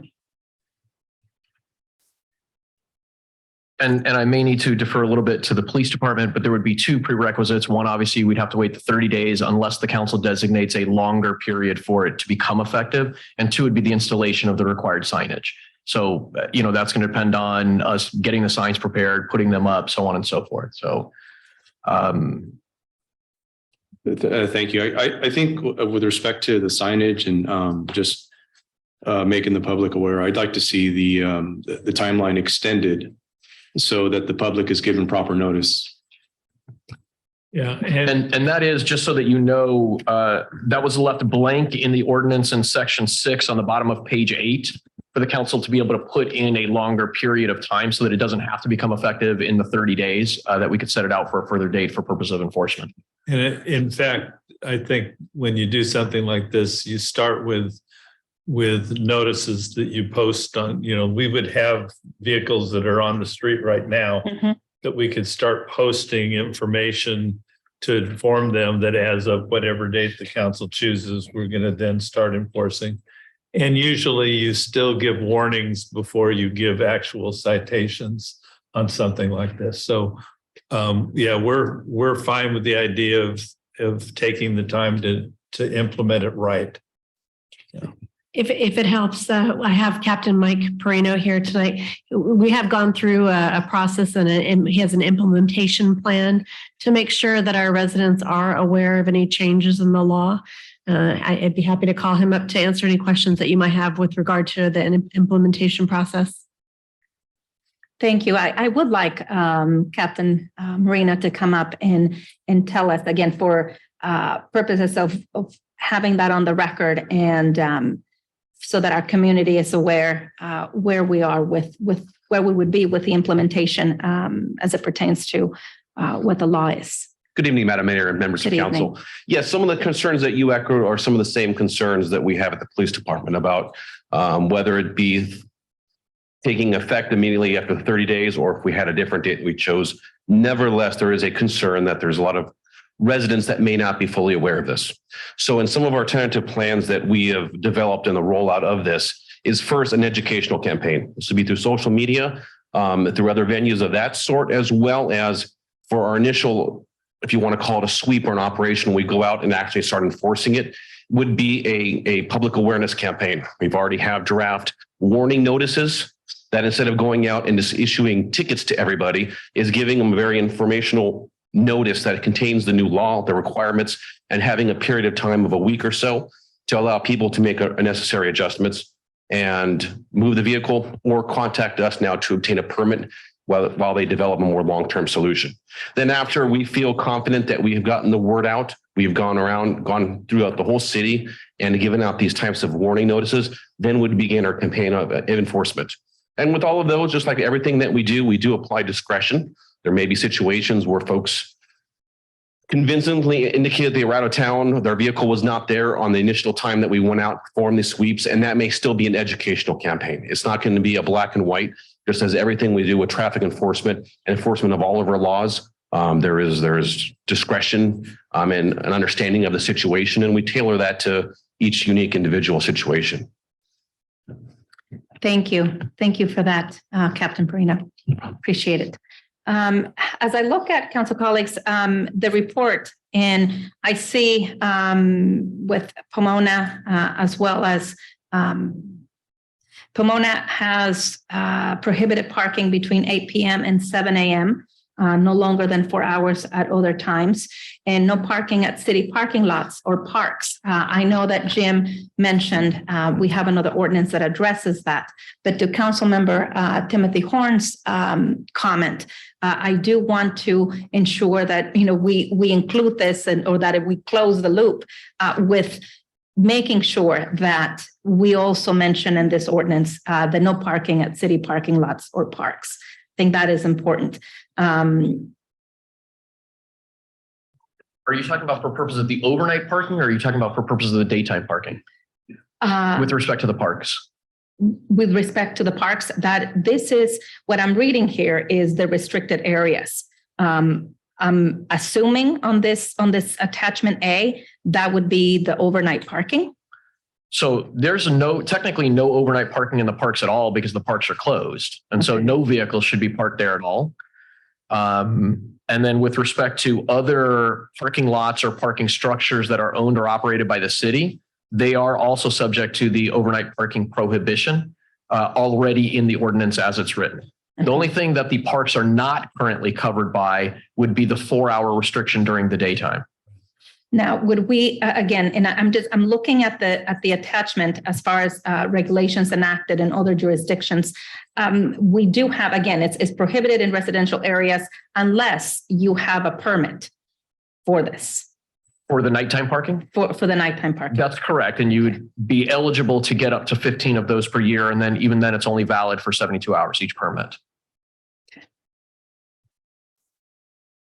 And that's, again, if they're parking them on the street. If they're parking them on their own private property, then they'd be subject to the other regulations that we already have under the zoning code with respect to the parking of RVs. Mm-hmm. Yeah, the only change I would make is the nighttime hours to commence at 8 p.m. 8 or 9? 8 p.m. Other than that, I don't have additional comments or questions. I like the ordinance as it is. I just have a question. How did we come up with the 10 p.m. initially? Not we, but how was that brought up last year? My recollection is it was a former Councilmember LaPlante who recommended the 10 p.m. And again, when we look at the concerns, and again, the genesis of this is council members, we received and we continue to receive concerns from residents regarding an increase in overnight parking of these recreational vehicles that residents believe pose public safety threat to their neighborhoods or their areas. We also have human waste having to deal with outside of those recreational vehicles, as well as additional trash and debris that we are constantly collecting. And again, the public safety and public health concern and all those issues, we also need to keep in mind that when we have the daylight savings ends, or the daylight savings starts, it gets darker sooner. And so we have, if we have this type of ordinance to start at a later time, people in those areas just don't feel safe, right? Right. I have one I don't more know if that question. made sense. I'm sorry. I don't think I articulated my thoughts as eloquently as I was trying to. I have one more question. What are the fees associated with these permits? It is my understanding that staff is recommending a no charge permit. But ultimately that would be up to the council to decide if a resolution is submitted, but it's my understanding that staff's recommending no charge for the residential permits. Thank you. That concludes my questions, Madam Mayor. Councilmember Timothy Horn. I have an additional comment. We're still not solving the blind side issues. When it's parked on a street, I can think of a street 3 blocks from my neighborhood where there's 2 stops. If that thing is parked near the corner, I'm in a severe blind spot unless it's a 4-way stop sign. So if I can respond to that, we actually do address that. If you look at the bottom of page 5 and the beginning at the top of page 6 of the ordinance, one of the prohibitions is that they can't park in a place where it's going to create a traffic safety issue. And that includes blocking or hindering a traffic lane, blocking or interfering with the critical sight lines for driveways, alleyways, or streets, blocking or hindering visibility of a traffic control device, or being within 100 feet of any intersection. So it does allow for the additional locations where we're going to try and prohibit those. Even though you may have a permit to park, we're still going to try and prevent you from creating a hazard. So hopefully that would address the concern that you're discussing. Yeah, otherwise I have to have a 4-way stop because I would be in trouble 3 blocks from my neighborhood. I already have the problem. There are big trucks, moving trucks, and they're right on the corner lot, right off of the driveway. And I have to be very cautious because there's just 2 stop signs and the other 2 can dart through there at 50 miles an hour and I can get smacked real easy. So as long as it's 24 hours and not just during the 4 hours they're allowed to park there, then I'm fine with it. Thank you. I have a question, Madam Mayor. Yes, Mayor Pro Tem. It is customary that large trucks park on Patton Road, north of Cleta, south of the train tracks on the eastern side of Patton Road, along the Coca-Cola bottling company. So when this goes into effect, all those trucks need to go. Is that my understanding? Assuming that they're oversized, yes. Okay. I mean, and again, they'd be allowed to park there for 4 hours during the day. They would have to be removed at the nighttime hours, whether that's 8 o'clock or whatever it proposes to be. And at that point, they would not be eligible for getting permits for those because the permits are only for recreational vehicles. So they're not going to be eligible for other types of oversized vehicles. All the other oversized vehicles would still be prohibited at the nighttime hours. I know the members of this council have received complaints from the residents of the area on Cleta and Patton Road about the trucks. It almost sounds like generators going on. I've been out there to listen to it. And so hopefully to any of those residents who are listening, this is part of solving that problem for you in that specific neighborhood. Thank you. Thank you. Yes, I see that, Jim, in page number 7 on the applicability of other laws. G number 2, it does say that commercial vehicles as well. But, and one of the things that, again, I don't want us to be punitive, but I think an ordinance like this does also have to have, what are the penalties for this? And Councilmember Sosa asked, what is the violation? What is the cost of the violation? There's nothing. These would be subject to a parking citation. And so that would be something that would be, again, submitted to the council for purposes of a fine resolution that would include whatever the parking citation would be. Okay. Interested about the fee for The fee. Okay. Thank you. Are we ready to make a motion? And I would ask just I know that, Madam Mayor, you indicated the 8 PM, but I don't know if the council wants to address the effective date of the ordinance. As far as, did we want it to be set for the normal 30 days after adoption, or was there a request for an extended period of time?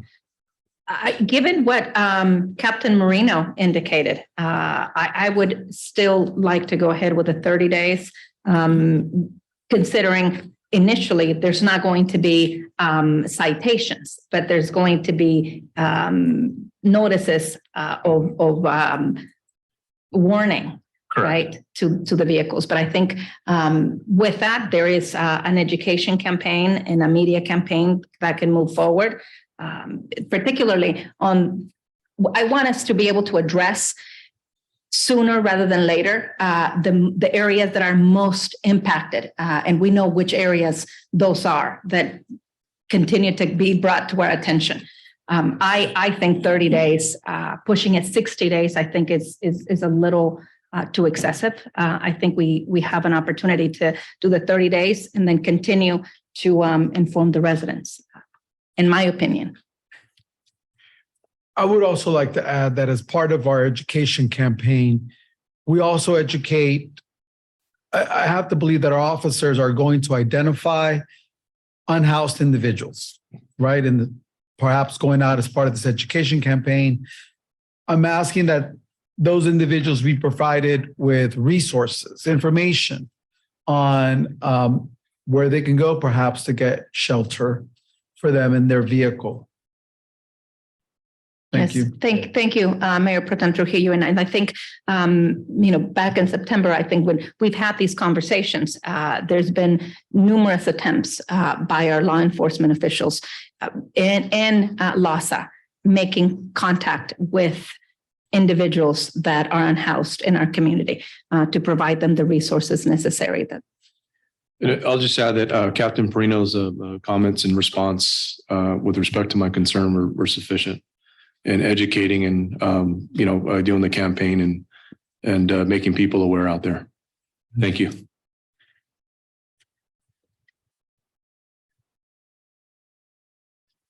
I will make a motion to approve this ordinance. The only amendment will be the time for the overnight parking to commence at 8 p.m. Do I have a second? Okay. Please vote.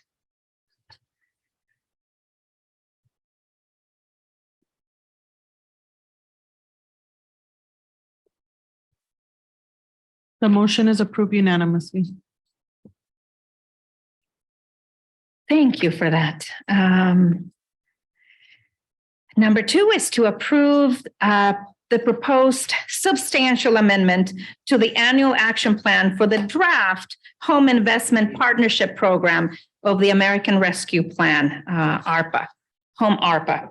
A location plan, and authorize the city manager to submit the document and the required certification to the U.S. Department of Housing and Urban Development, HUD, and authorize the city manager or his designee to modify and execute any and all appropriate instruments, agreements, contracts, and implementing documents related to the implementation and administration of the proposed substantial amendment to the annual action plan for the draft Home ARPA allocation plan, including subrecipient grant contracts and agreements based on the U.S. Department of Housing and Urban Development's appropriation to the city.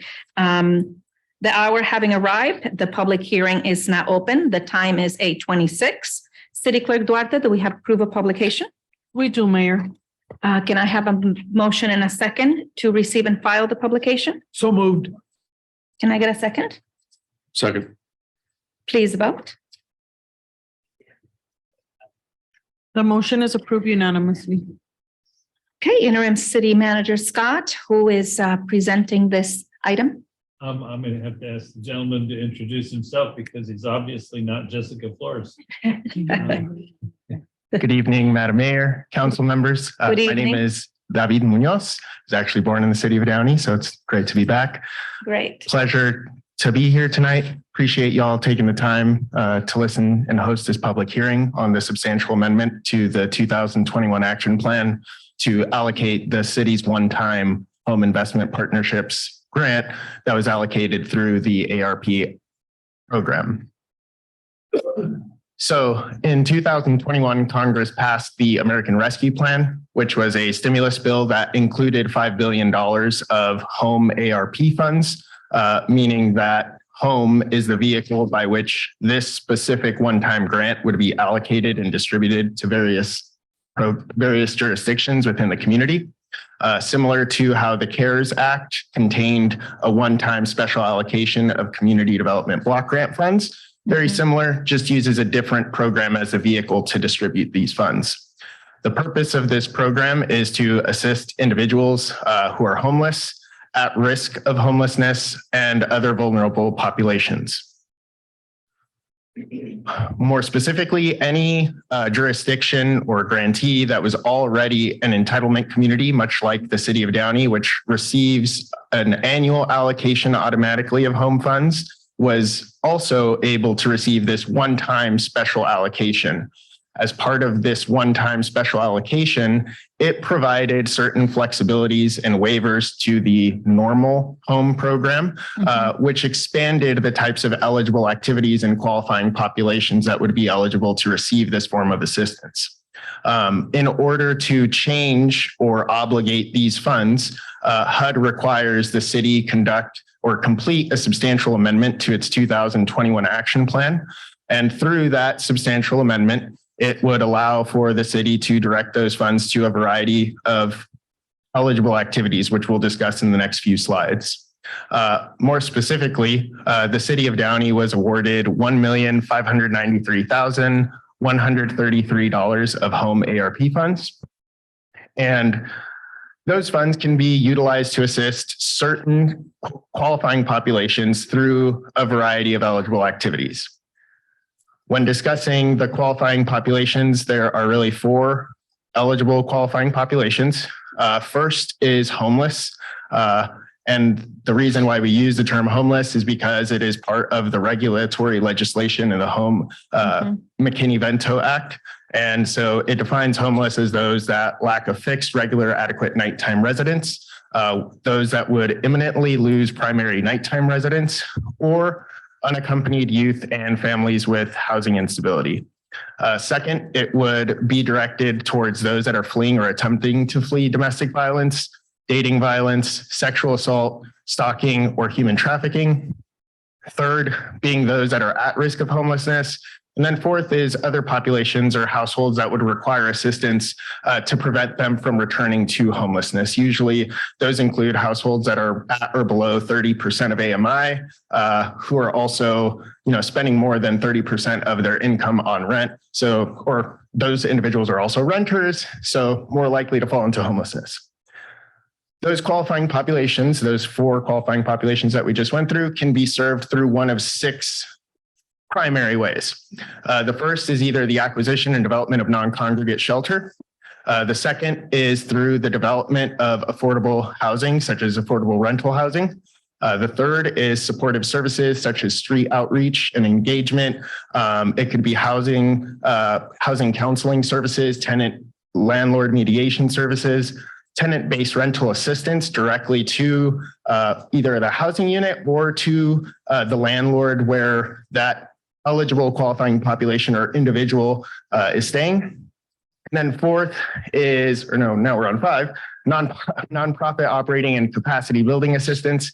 And then finally, the 6th is administration and planning for all of the hard work and efforts that your economic development and housing manager does on a day-to-day basis. As a result of a lot of the community engagement through surveys, ensuring that we understood what the needs of the residents were, as well as a lot of the key community stakeholders, it came to recognize that there's a priority for these activities, namely tenant-based rental assistance, supportive services, nonprofit operating and capacity building, as well as admin and planning. Of those 4 activities, a majority of that is to be allocated towards tenant-based rental assistance. Here it indicates that about 600,000 of that allocation would be obligated towards that activity, or 38% of your total allocation. For supportive services, so the street outreach, engagement, housing, counseling services, et cetera, that would be 594,852, or 37% of your allocation. With respect to nonprofit operating and capacity building assistance, each one of those is at 79,656, or 5% each. And that would really be for any of the service providers that are implementing either the tenant-based rental assistance activity or the supportive services. And then finally, you have $238,969, or 15% of your total allocation, which comes to a grand total of $1,593,133,000. Again, this is a one-time grant separate from your entitlement, but still utilized to make a positive impact in the community to assist these qualifying populations through one of these eligible activities. To come to this point, the city has really completed 4 steps. The first is that consultation process to ensure that there was an understanding of what the residents needed and what the stakeholders were seeing in the community. A second part is a needs assessment, a gaps analysis to understand what is that unmet need, how do we then bridge that gap, and then allocating resources accordingly to ensure that that gap is closed or bridged. As a result of that needs assessment and gap analysis, we were able to prepare the draft allocation plan, which we presented to you all today, made available to the public for a 30-day public review and comment period. And that culminated into the plan that was published. And now we're having the public hearing here today to allow for any public comment and any written public comments as well. We're now seeking approval to submit the plan to HUD for their approval, which would then make those funds available to the city so that the city can then utilize those funds to implement those activities that we just went over in the previous slide. Again, as I had stated, this would be submitted as a substantial amendment to the 2021-22 action plan. I am here and available to answer any questions that you may have. Thank you. Thank you, Mr. Munoz. I do have a question. Under administration and planning, that was, I believe, 138,000. Excuse me, 238,000, about 15% of the allocation. Could you tell us what is covered under administration and planning exactly? Absolutely. It can go through a variety of things. Number one being the entire consultation process. So all the community engagement survey work, reading through those surveys and analysis, the completion of this draft plan. If there are any service providers that you would like to work with, it would be the development of the request for proposals, or NOFA, going through scoring those applications that are received. Once they're received, going through the contracting process, issuing those contracts, monitoring that those service providers that you elect to provide these grant funds to are complying with any of the program requirements, any of the city requirements, and then finally ensuring that the money ended up assisting the intended qualifying populations. So really, it's just more of an oversight and coordination role that is between both city staff from the economic and housing department, as well as any service providers that you may have. I see. And does that percentage changed? I know that is the statutory limit. Was that number different from the previous allocation? So the home ARP allocation is a one-time allocation, which has different kind of benchmarks. For the home ARP, it is 15%. But if you look at your entitlement home program, that's actually 10%. So there is a little bit of a distinction with the difference. But for the purposes of this, that would be the maximum. It doesn't mean you have to fund it at the full amount. You just can't exceed the 15%. Okay. And that's really up to you all. Right. Well, no, and I think I would, and the reason I ask this is because I want to also make sure that every dollar that we get from the ARPA funds, we do our very best to turn it over to whether it's tenant-based rental assistance or supportive services or nonprofit operating assistance, that we are allocating where the need is, as opposed to having too much of an inflated administrative and planning section. Absolutely. Council colleagues, do you have any thoughts, question, comments? I have a quick question. Since this is the grant program, does any of this assistance need to be paid back? So long as the requirements are followed, no. Okay. Thank you.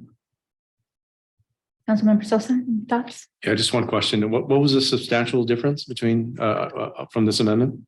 So the substantial amendment, meaning it was a sufficient change in the original 21-22 action plan budget, meaning based on the citizen participation plan that you all adopted in 2020, you wanted to make sure that the public had sufficient time to review the draft action plan, had an opportunity to provide a public comment, and then that after you all have this public hearing, then we can submit it to HUD for their approval. The reason why there's a distinction with the difference between home ARP and home is because each program has slightly different regulations that kind of govern how those funds can be used and who the intended target population is. Understood. Thank you. Thank you. Thank you for that. At this time, I will open it up for public comment unless City Clerk, did we receive any written comment regarding this? No. Okay, then I will excuse me. I will move forward with public comment for this item. And this is your pink card. Members of the public wishing to address the City Council regarding this public hearing item must remain seated until your number is called. It looks like we have a few speakers and you will have 2 minutes to address the council regarding this item and this item only. I will make sure to remind you, we do have families and children in the audience, and your vocabulary, your language will be appreciated without profanity. Thank you. Speaker number 1 may come up.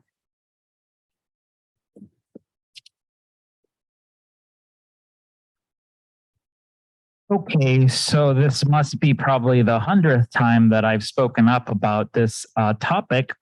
And I really, once again, appreciate the questioning from Mr. Councilmember Horn.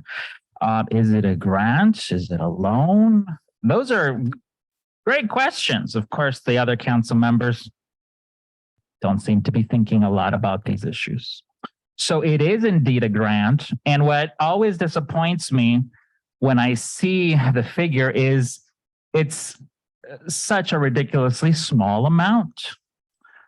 That $1.5 million, like how many, turn it the other way, we're talking about, the permanent housing. Well, the Department of Defense, how much are they spending per Tomahawk missile?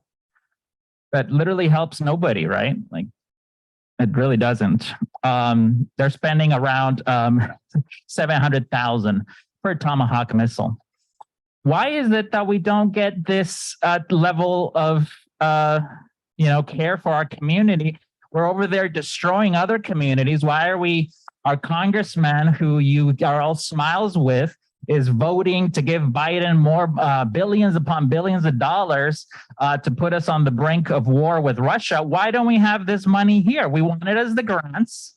Yes, we do. We want a lot more. So since we seem to finally have a council member that gets it and is asking questions, I would like to recommend, as I always recommend it whenever I come up here and discuss this topic, it's a book. It's The Deficit Myth, Modern Monetary Theory and the Birth of the People's Economy by economics professor Stephanie Kelton over in New York. Very important book for all policymakers to read. Please read it, Mr. Horn. Thank you. Thank you for that. Speaker number 2 with a pink card may come up.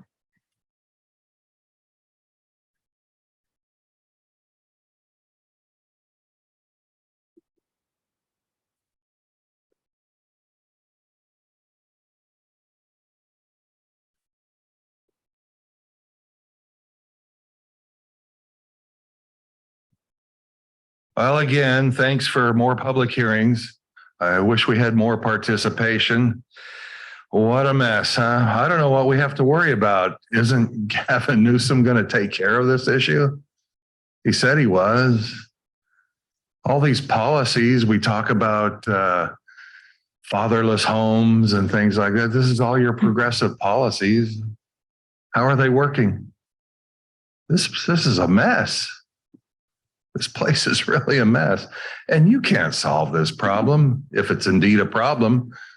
Because if it's your policies that you're enacting and you're getting this result, that's the cause and effect. If you think you're going to do something to solve this problem with a minuscule amount, I don't know what the amount would be that would solve this problem. You're living in fantasy land. But most of the people in California do live in fantasy land, especially the progressives. I mean, they think, if you're born with an XY chromosome, that you can become an XX chromosome. I mean, the law of physics, they don't even acknowledge that. You're not going to solve anything. As I've said many times before, you could run the Sahara Desert and there'd be a shortage of sand within 6 months. Government can't solve these problems. They can't solve the issue of fatherless homes. You've incentivized women to get pregnant and have kids with no fathers around. You've trashed men. What do you expect? So you think you're going to solve this problem? Well, maybe cut us down to 1 minute instead of 2 and turn the camera back on so we can all be seen. Just like the attorney, we had to wait for him to turn the camera back on. Thanks. Thank you for that. Speaker number 3 may come up.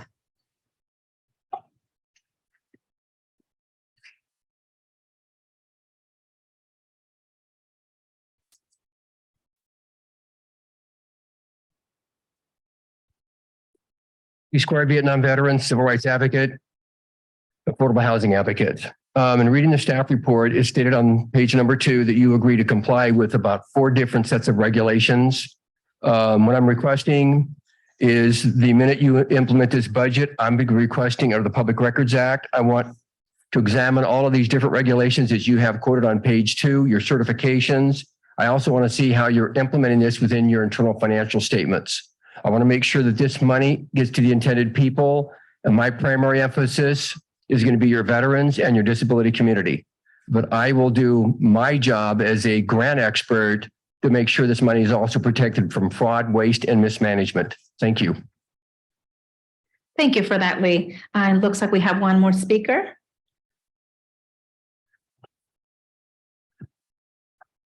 Mr. Herman, I will remind you, there is a family with children in the audience. Wow, not a word I said wrong yet, and I'm already being chastised by your mayor. She's not mine because, as you see, there's no more sand in my hands, right? There's no more sand. And the gentleman with his scandals involving the monies for his 15%, just to stand here and delegate the possibilities of what the American Rescue Plan can enact upon the American people. And you heard well before me, 2 excellent speakers. Matter of fact, there was 3 excellent speakers exposing the instability of your eligible activities under those 6 items. Did you not read them?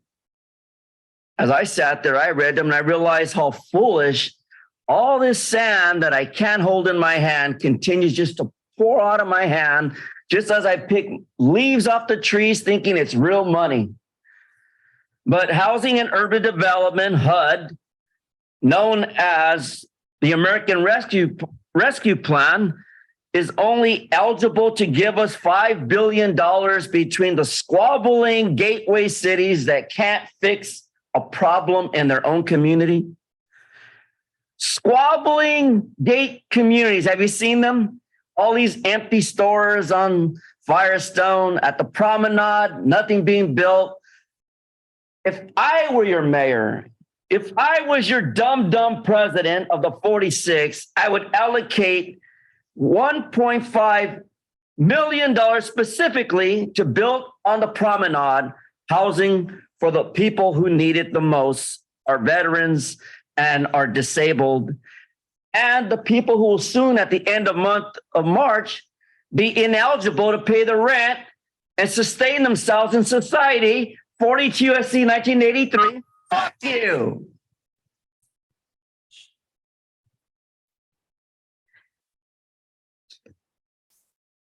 I will make a motion. Oh, I will make a motion to close public comment. Can I have a second? Second. Please vote.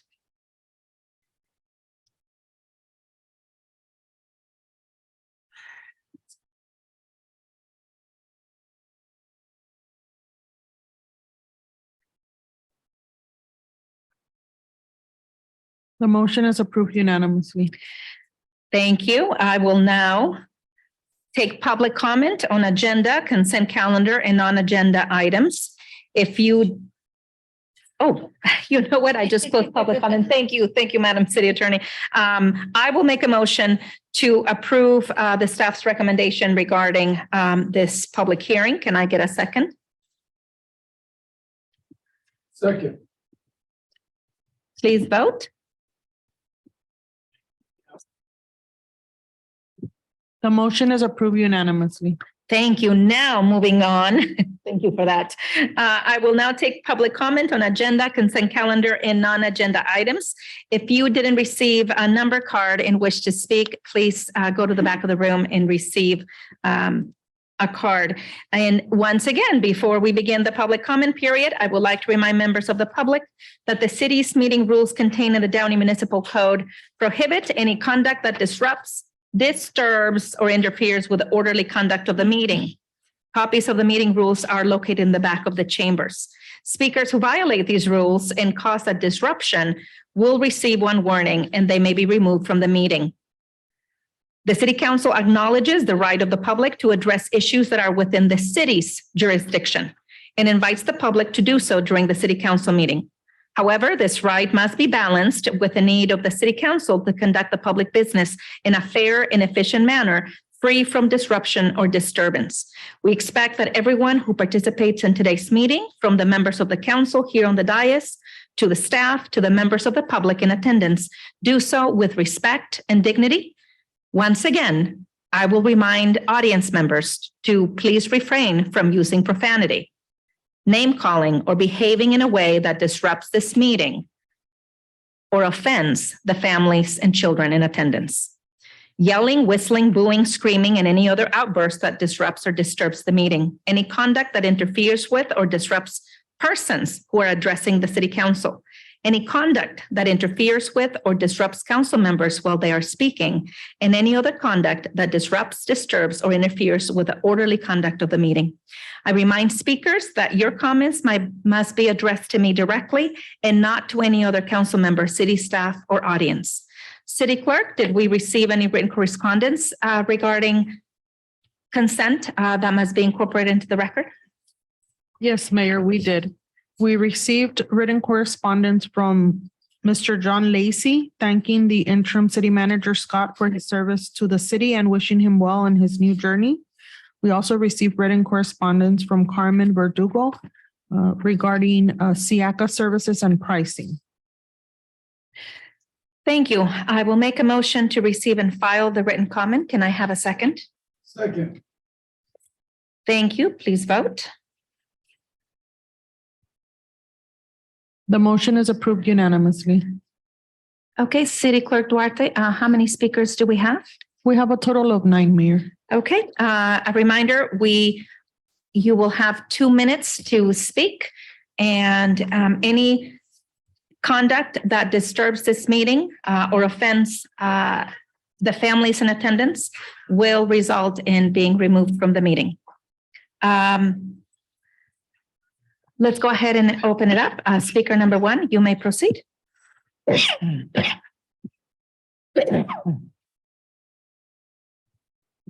Yeah, right there, Mr. Horn. Go get some water. Okay. There you go.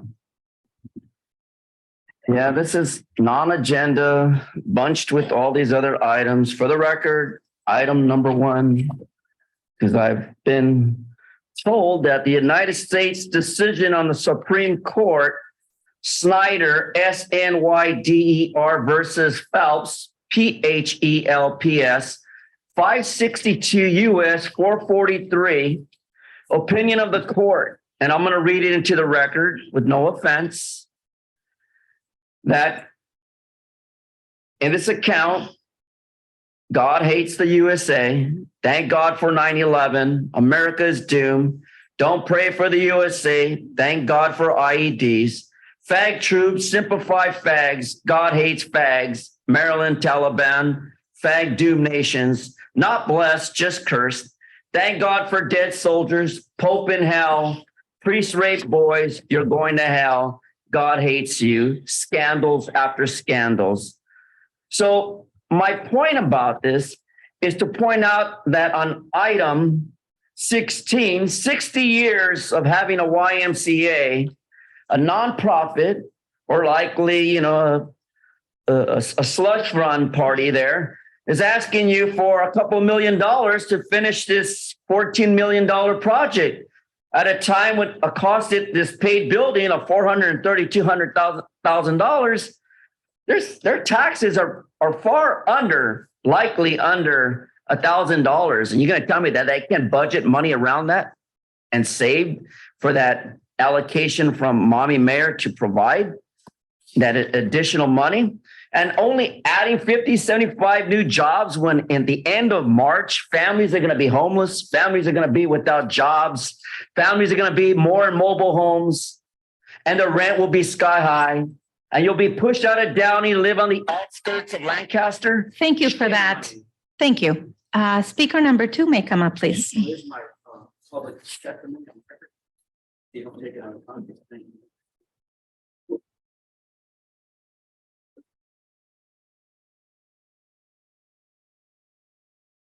Good evening. Hello. Hi, Mayor. Hello. Habakkuk is an Old Testament prophet who wrote his book in the 7th century before Christ. Chapter 1. The burden which the prophet Habakkuk saw. O Lord, how long shall I cry and you will not hear? Even cry out to you violence and you will not save. Why do you show me iniquity and cause me to see trouble? For plundering and violence are before me. There is strife and contention arises. Therefore the law is powerless and justice never goes forth. For the wicked surround the righteous. Therefore perverse judgment proceeds. The Roe versus Wade decision in 1973 is perverse judgment and was rightly overturned by our modern day Supreme Court.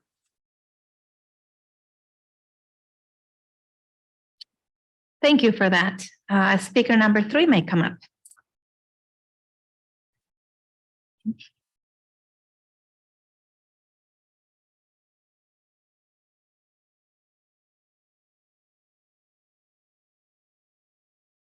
Are we getting 2 or 3 minutes? 2 minutes. How come it was reduced?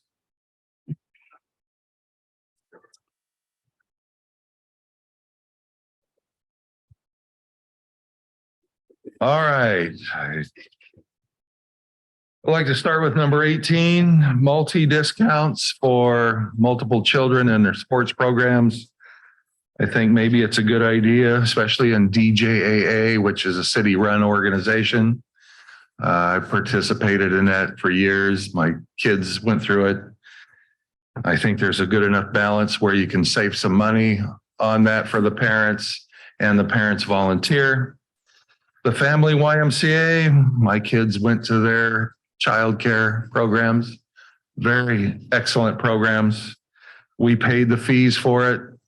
I'm kind of torn, but I don't think the city needs to be shelling out money for nonprofits. Sorry. Do it for the price of admission. You can do it. Rancho Los Amigos, number 14. We want to set up a table for a donation of $2,500 to another 5013C. Don't think you should be involved with that. We don't even know who's going to be there at the black tie event. If you want a photo op, pay for it yourself, and you can write it off on your taxes. Community Family Guidance, $900 for a table. No, that's not your job. We don't need to be giving money to an organization also that has a director who is an editor of the local newspaper. Black History Month. Jews. What has the city done in recognition of that? We've given 80 grand to Havana Nights, 25 grand to gay picnics, 25 grand to Stay Gallery, 35 grand to Downey Arts Coalition. What have we done with the Downey Theater for Black History Month? Nothing. Thank you for that, BC. Speaker number 4 may come up.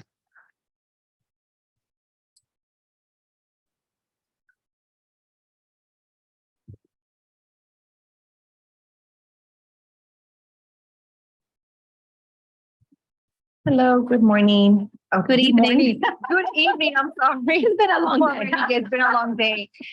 My name is Irina Brito. This is my husband, Asal Brito. This is our first time here at this city council. So thank you for having us here, Welcome. Madam Mayor.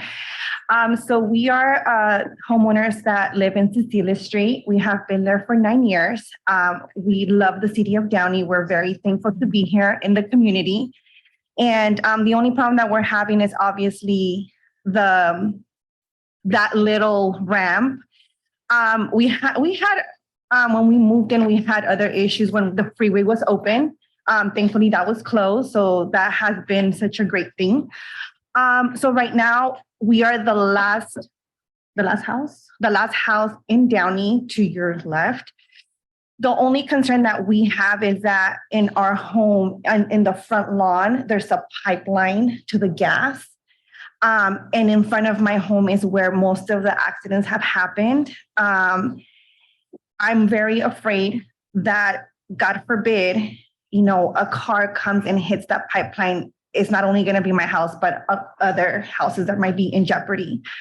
I also don't allow my kids to play outside because these cars go really fast. So we're just hoping that you guys, I know you guys have been hearing us. So we are very thankful to our neighbors that they have come here all the time. And I'm thankful that we're here today. So I hope that you guys can hear us and continue to helping us. Thank you. I would like to, I know City Manager Scott is going to speak on this, but I would also like to have them give your information to Interim City Manager Vania de Rojas. And I personally have emailed, I cannot find my email for the life of me. I did send pretty much all the video that we have had to the city of Downey. I have personally turned it into, I forgot what site here, and also for the city of Norwalk. Mm-hmm. So I know that they have the information. I just don't have it. I can't find it. City Manager Scott. We don't usually comment right away during this part of the meeting, so I don't want to violate too many of the rules. But if I'm hoping to be able to visit there tomorrow, and if it's possible to arrange at the same time. If you can let us know what time we can make it possible. Well, you all tell me and I'll be there. We'll talk and then Yeah, if you can conspire and No let me worries. know, I'll show up. And it can be after 5. I don't care. Okay. but- Thank you. I appreciate that. Sure. Thank you. Thank you both. Speaker number 5 may come up.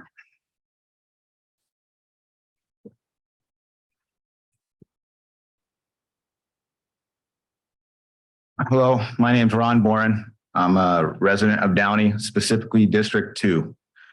And the reason I'm here tonight is because I have to say I miss the council of the old days when we had members like Alex Saab and Rick Rodriguez. And why do I say that? Because when I emailed them or called them, they actually responded to me. As a matter of fact, they even called me. I got several calls from them. This council, over the last couple of years, I've emailed you, called your offices. I don't get anything. With the exception of you, Mr. Horn, I realize you're new, but the rest of you and your predecessor, even when she was mayor, never responds. I don't understand. Is it not important to this council to respond to average citizens? Do we have to be a part of a group or the social, Downey Social Club and to get a response? Specifically, I emailed both you, Mayor, and Mr. Sosa on your reelection and election. I thought that was a nice email. But later in the email, I brought up a couple issues that both of you claim to be concerned about, such as the homeless, which is increasing in my neighborhood, and the poor condition of the streets in this city, especially downtown. It's horrendous. No response. So then I read in the Downey Patriot that the mayor meets in person. I called her office to schedule an appointment. No response. So what does it take to get a response from this council? I really would like to know. I even had a mutual friend of ours, Mr. Sosa, Frank Dean, contact you, encouraging you to respond to me. Nothing. Your predecessor, Sean Ashton, did have issues with communicating, but he got better over time and had town hall meetings. Maybe that's something you could do. I'm on your side. I agree with what most of you guys are doing. However, as of right now, I'm not too impressed with your performance. Thank you for If I that. may, Madam Mayor, Mr. Bourne, if you're still here after the meeting, I'd like to have a conversation with you. That'd be good. Thank you. Thank you for that. Speaker number 6 may come up.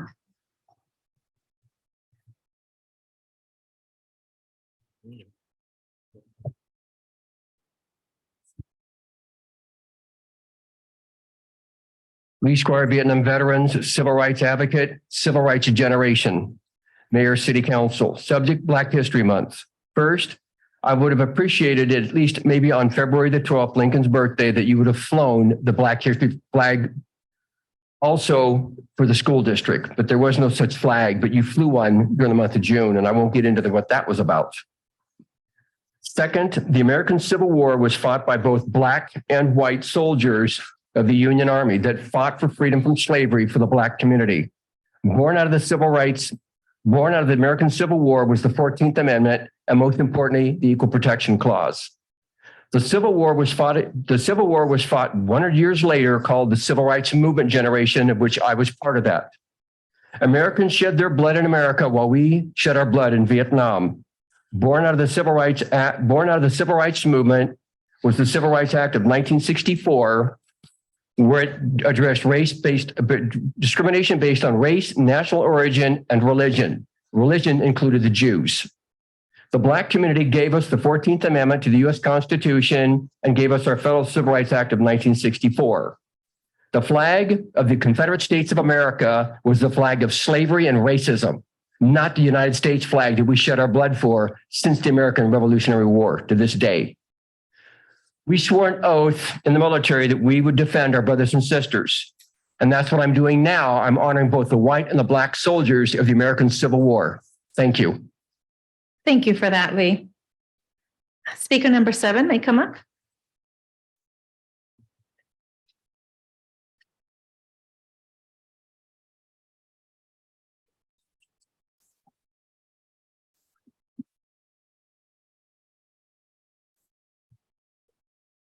You ready? Yeah. All right, good evening.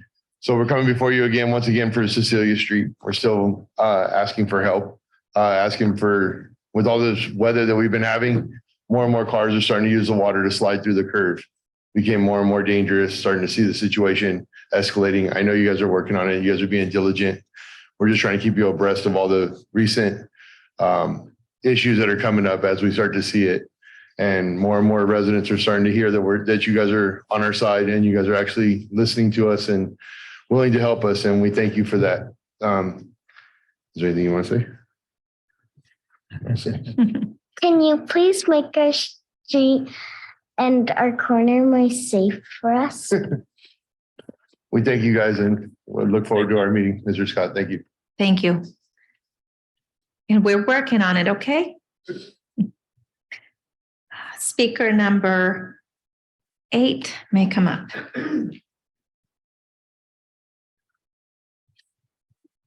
Okay, so we've gone from 5 minutes to 4 minutes to 3 minutes. Now we have 2 minutes.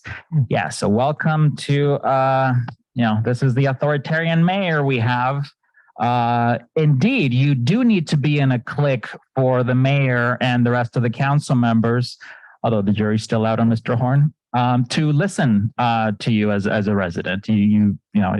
If you're not in their group, they literally will not listen. They certainly will not, like people come up, like you have to be in the group for them to take your issue seriously. That's absolutely the case. And they all want to be in the same group, but they're really in 2 groups, like Mr. Meta and Mr. Sosa are in 1 group. Then Mr. Trujillo was in the group with Ms. Alvarez, but that fell apart. And now Mr. Horn is like, well, what's going to happen there? So I would love to see that, previously people were accusing me of like, oh, you're bringing division to our city. No, I just have pretty, I'm not afraid to talk about the truth. And then people started talking, oh, yeah, there are factions. Of course, there's factions. They're fighting for control of the city. This is a very important issue. And you got 2 very powerful groups of people fighting it out. And it's like, the most important thing is for the residents to come out and start questioning and start noticing that all is not well. All is certainly not well, because we have this propaganda machine with the Downey Patriot. And now that we have, back to, the congressman gave the city manager an award, totally undeserved. And then there was this subsequent line in there saying that, oh, this comes from the 700,000 people in Congressional District 42. That is a total lie. Like Mr. Garcia is not doing anything for the 80% of the district that's renters. What about the 15% that is totally uninsured? And, I've been saying this for a long time, and I'm so glad that, even though you lot are not listening, certainly Mr. Beltran is listening, Mrs. Lopez is listening, and we're going to have a change around here. The end. Thank you for that. Thank you for waiting. Speaker number 9. Good evening, Madam Mayor and council members. Dorothy Pemberton. Going to talk Trader Joe, a little history. My former father-in-law worked for Trader Joe's for over 30 years and was in charge of opening new stores. A year ago, I spoke with him regarding the old Pronto Market located here in Downey on Downey Avenue and 4th, which is now the Hall of Fame Deli. It's also called Hi-Ho Market. So here's a little history from Gene. In the early 60s, he worked for Pronto Market, which was owned by the Rexall Drug Company. Joe Colomb had worked and managed these stores, which were much like the 7-Eleven stores. Rexall decided to sell the grocery store division, which was managed well by Joe, and offered Joe to buy them. So on a trip one time, Joe went to the Caribbean and decided either to buy the store or stay on as a manager. He had a South Seas idea for the retail stores. In 1967, the trade name Trader Joe's began and was founded by Joe Colomb. Gene, my father-in-law, was running the Pronto Market store in Downey, but it was going to be too small for Joe's new vision of a Trader Joe's. So Joe found a property and store in Pasadena on Arroyo, which was named Hi-Ho Markets. He spoke with the owners. They wanted to switch stores, and Hi-Ho came to Downey, and then the Pronto Market that was there became the Trader Joe's on Arroyo in Pasadena. That was the first Trader Joe's. Now in the 1980s, and his daughters were making the signs in the garages, those wood signs. So in the 80s, Trader Joe's was looking forward to coming to Downey and had offered to come in there. Downey offered a new development at their location on the corner of Firestone and Old River, which was a mini golf arcade, but it was too small. And Gene said also, not only was it too small, they wanted way too high rent. So Trader Joe's left. So fast forward, Aldi has a new vision and they don't want to build anymore in California. According to Gene, they're going to the Midwest and the East, and that's what they're opening. So he says, good luck to Downey and getting a Downey store to Trader Joe's, because that's not the vision. So I looked on the site and I see a lot of store openings in other places other than California, and that's the history. Thank you. Thank you for that, Dorothy. Are there any other speakers? Seeing none, I will make a motion to close public comment. Can I get a second? Second. Okay, please vote. Actually, so ordered by the mayor. Now, moving on to consent calendar items. Are there any council members that would like to remove or abstain from an item? I would. Item number 3, because I'm not a non-participant, and I need to abstain. Thank you, Councilmember Horn. Abstention from approving the minutes of the regular meeting of January 10th, as he was not on council at the time. I would like to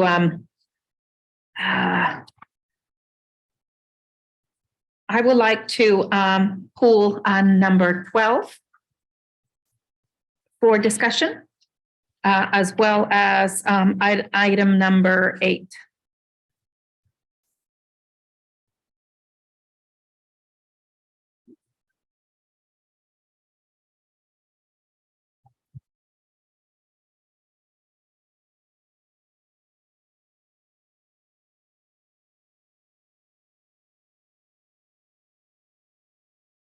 Okay, we will, I will go ahead and approve the rest of the consent calendar with pulling number 8 and 12. And Councilmember Horn abstaining from number 3. Do we have a second? I will make a motion. Can I get a second? So moved. Please vote.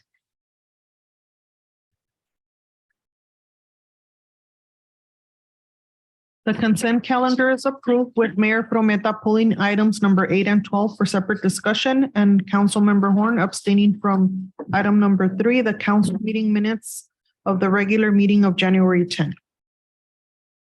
Hi, yes, I just wanted to pull out item number 8 regarding this professional services agreement. Can you explain to us what this is exactly about?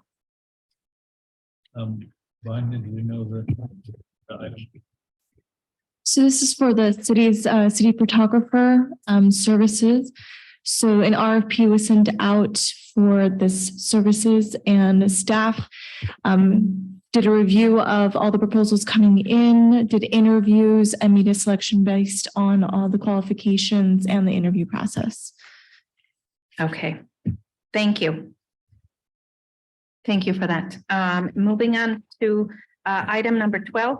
And the reason I pulled this out was, again, for purposes of really educating our public as to why we are looking at adopting an ordinance related to speed limits for Firestone Boulevard between Old River School Road and the West City limit. I think it's important anytime we have something like this, the public should be fully aware how we came to this decision. And if I can have someone from Public Works. Mayor, before we move on, can we take a motion in a second to Yes, adopt item thank you. number 8? I'll make a motion to approve item number 8. Can I get a second? Second. Please vote.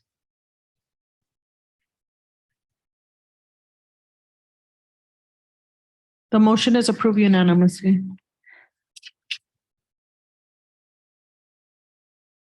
Thank you.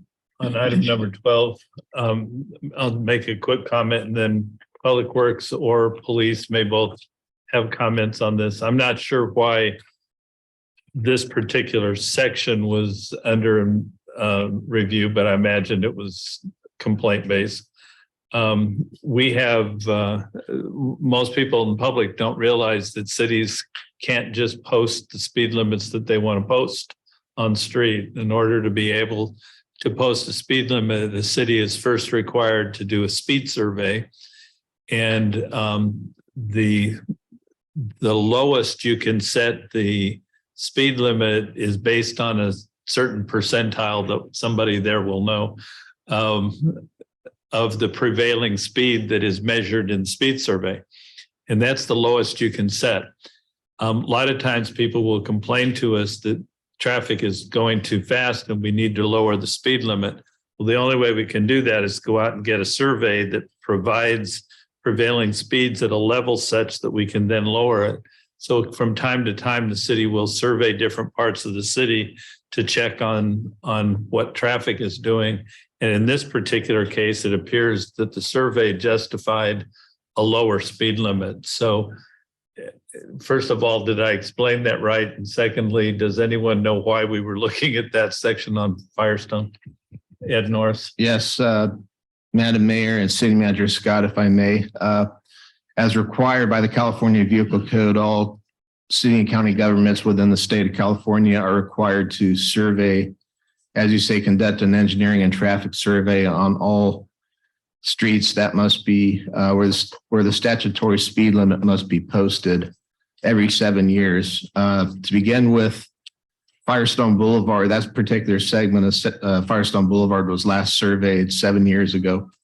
And second of all, the characteristics of that portion of Firestone Boulevard have changed since the last survey, given that the raised median islands have been constructed and a third travel lane has been added to that portion of Firestone Boulevard as well. And then lastly, and so the bottom line is the reduction of the speed limit, posted speed limit from 40 to 35 miles per hour in this particular segment was justified through the engineering, traffic, and survey completed. And it also matches the posted speed limit as you enter Southgate to the west.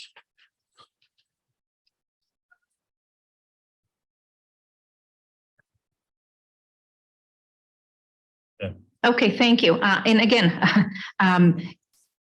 the questions have come up from residents as far as enforcement. If we're having such a hard time enforcing regular speed limits in our main thoroughfares, how is decreasing to 35 really going to help? And how are we going to enforce this new speed limit?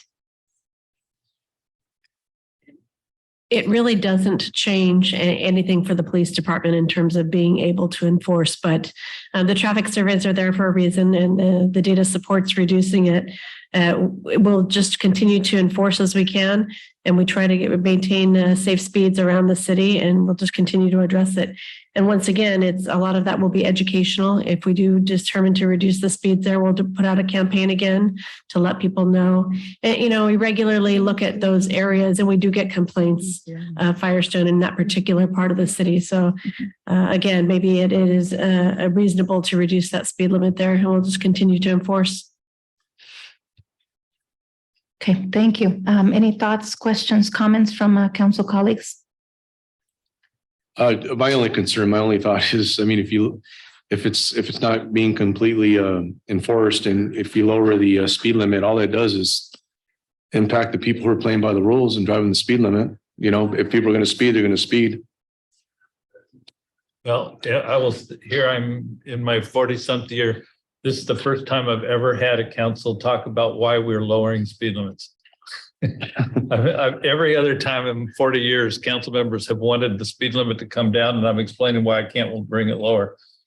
I think we're allowed to set the speed limit higher within that range. If the council thinks that 35 miles an hour is too low, I think that's an option that the city council could say we'd rather not lower it. But that's a choice. I think in our case, most city staffs are used to trying to get speed limits down to a level that people feel better about what the posted speed limit is. As you know, I mean, it is kind of nonsensical. People complain because there's people going 60, and the people that are going 60 don't care what the posted speed limit is. So in fact, it is something that affects people who are obeying the law, but the prevailing speed is such that 60 what's the percentile, Ed? Is it 60 or 60? There's a parameter known as the 85th percentile speed, which is in other words, the prevailing limit, which is usually the benchmark that the posted speed is ultimately set at. Within 5 miles per hour, the prevailing speed limit is the goal. Right. So this is what the survey called out, but we could leave it at 40. Well, and again, the reason I pull this item out, is for education to our community as to why this happened. But secondly, not that I'm opposed to decreasing speed limits, considering speed has become an increased concern throughout our city, particularly post-COVID. My concern is, as we look at this, are we also setting ourselves for, residents from all over the city to want to have us study, additional sections throughout so that we can begin to lower speed limits in various areas of our city? And we do. We study all of the streets eventually within the cycle. And we do exhaustive speed surveys. This is unusual that it's such a small area. It's usually many, many streets that get surveyed. And so they do all get surveyed, and we typically try to bring them down to a level that reflects the prevailing speeds. I mean, that's all we're allowed to do. Right. So that's what we do. And is there a reason why, to your point, or to city manager's point, was there a reason when I looked at the report and saw that was a smaller area surveyed? Was there a particular reason only from Old River School Road to the West City limits as opposed to a longer stretch? The arterial streets are divided into sections when the engineering and traffic surveys are conducted. And the city has always used that convention of breaking up the arterial streets into various sections. And so the segment between Old River School Road and the West City limit has always been an established segment of Firestone Boulevard, which was individually studied. So we're just maintaining consistency with the method in which they've been studied in the past. Mm-hmm. Okay. Any additional questions or comments? Just a quick reminder or quick remark. When you lower speed limits, are you also increasing the time that the signal is available for someone to go through on a green light? Or is the timing still the same? No, the timing is generally still the same. So you have a possibility of someone trying to run the light then, where they normally would have made it on 40 miles an hour. Well, there's really little difference in whether the speed limit is posted at 40, where like it was previously, or right now versus 35 there's really little difference in terms of motorists trying to beat a red light. It's really the timing of the traffic signal, the yellow time of the traffic signal, which dictates that or where that can be better controlled than the posted speed limit. Because coming from the westbound, I know there's a backup all the way to the dealership, and the timing on the light on Old River School Road may have to be evaluated, especially when you have backups. So we might have to do a study on the reevaluation of how many vehicles are being backed up. The traffic signal at Old River School Road is what's known as an 8-phase intersection. So the timing is more constrained at that particular intersection versus others along Firestone Boulevard, which have fewer phases. Therefore, the green time, to try to explain it in layman's terms, the green time is smaller, or the window is, if I may, on Firestone Boulevard is actually lower than other intersections on Firestone Boulevard, which have fewer phases. So for instance, Arnett, the next signal to the west, the green time on Firestone Boulevard is much greater because it only has the side street to serve versus Firestone itself. The same thing with Ryerson to the west of Arnett.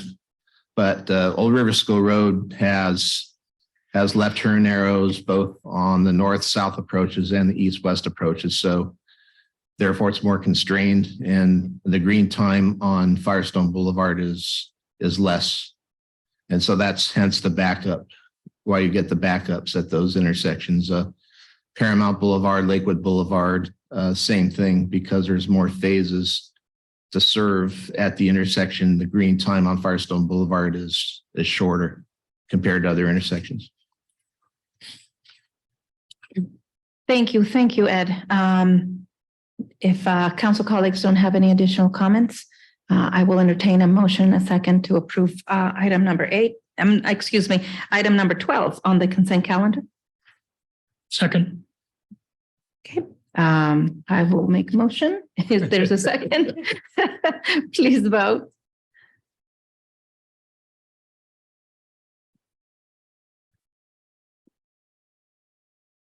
Just for clarification,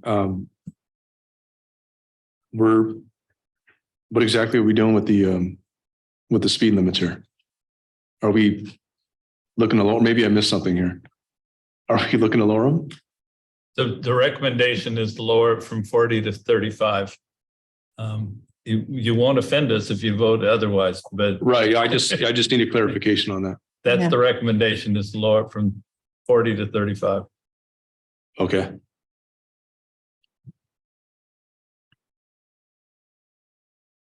Please vote. There was a motion and a second. This is an ordinance. Adoption of an ordinance. So the motion fails with Councilmember Sosa voting no. Councilmember Trujillo abstaining from the item. Okay. So we leave it at 40. Thank you. Okay, we have 5 administrative reports tonight, and we're gonna try to get through this time as efficiently as we can. Item number 16 is discuss funding of the YMCA capital campaign project. Interim City Manager Scott, is there a staff report for item number 16? There's not a staff report per se. We hadn't heard the presentation until earlier, although some of us had an opportunity to share a discussion with some of the people who were here today, which we appreciate very much. Obviously, it's a very important asset in this community, and everybody's pulling for them.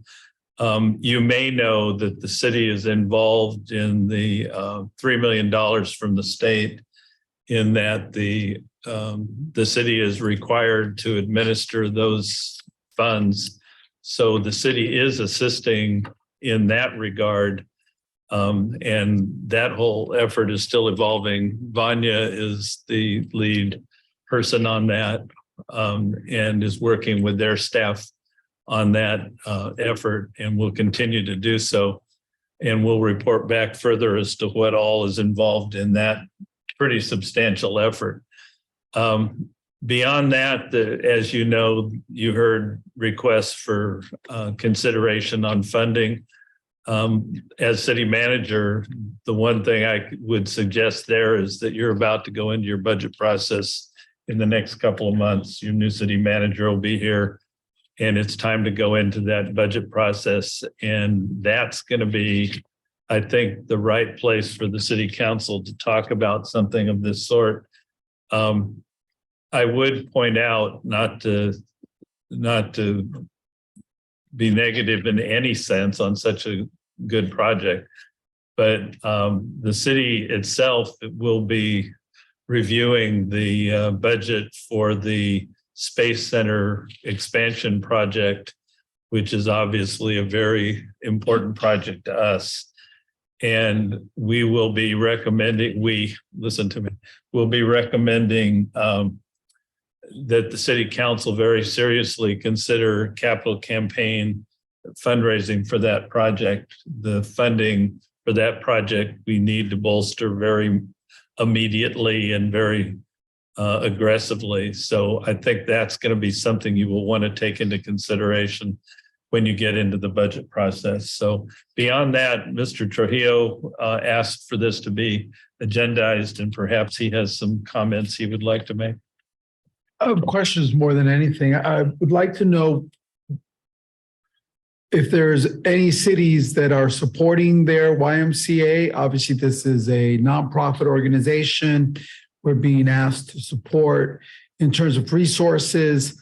Obviously, I would like the staff to make the YMCA a priority. I don't think that'll be an issue. We don't want to, as Mr. Roverson say, be the type of city where he describes our staff as taking a class on how to make things difficult. That's his sentiment. So I don't want that to be the sentiment of the YMCA board.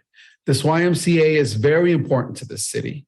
It used to be the flagship, and now we don't have a youth center, we don't have a boys and girls club, and we don't have a Y. So I would like this to be a priority. That's number one. Regarding the financial investment, obviously we're always concerned about setting bad precedent.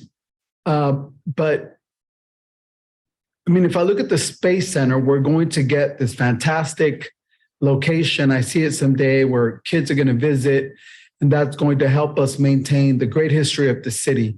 I understand that. But these are critical services that the YMCA provides to our residents at no cost to us. Services to our seniors, to our youth, particularly the youth. They don't have a location to go to, if you will. And so I'm interested in supporting the YMCA. I don't know how much, but I would like information on what other cities have done, maybe cities similar to us in size. If they're supporting their Ys, I would like to know how much they're supporting the Y. Is it part of their annual budget? How is it working with other cities? That's the information I'm looking for. Sure.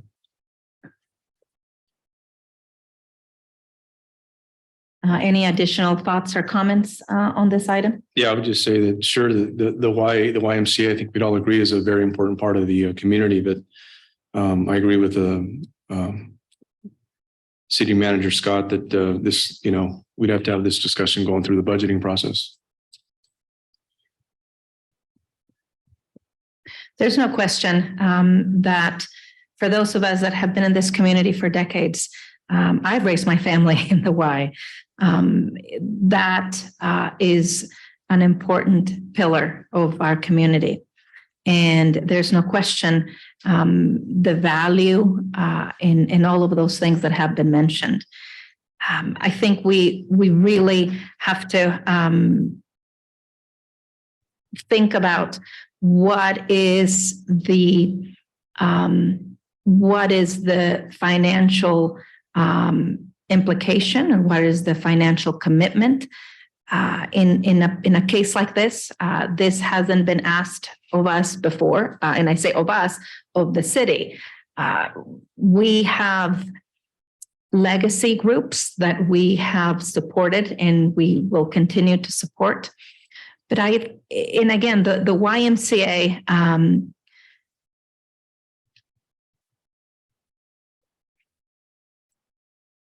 I want us to be thoughtful. And as much as I want to be able to support it, I don't necessarily have a figure in mind. I know that I will be unwilling to tap into the city's reserves to support this project. The community has elected us to be good stewards of our city's resources and the funds. And that is our number one priority. And as has been stated, there are two really big capital projects that are ticking, and monies need to be allocated for that. The Space Center is significantly underfunded. We have probably $11 million for that project, and we need at least double that. And again, as much as we all want to support this project, we need to be thoughtful. if we are about to embark in a fundraising campaign for this center that is also a legacy project, it would be a little difficult for the city to do a significant contribution, or one that really makes a dent on what the YMCA is trying to achieve. So again, this is not an easy decision for us, but do know that from a personal standpoint, I will not support a donation that will have us tap into our city's reserves, because reserves are not for that. The reserves are for when we have difficult times. And this city has been in very good standing, even post-COVID, because we have had strong and conservative financial practices. And I think that must continue. I think we need to have further conversations as to what we can support. And again, I think that some type of a contribution, some type of a donation is something that we will definitely consider. The amount, I don't really know at this point, but certainly it is value to our community.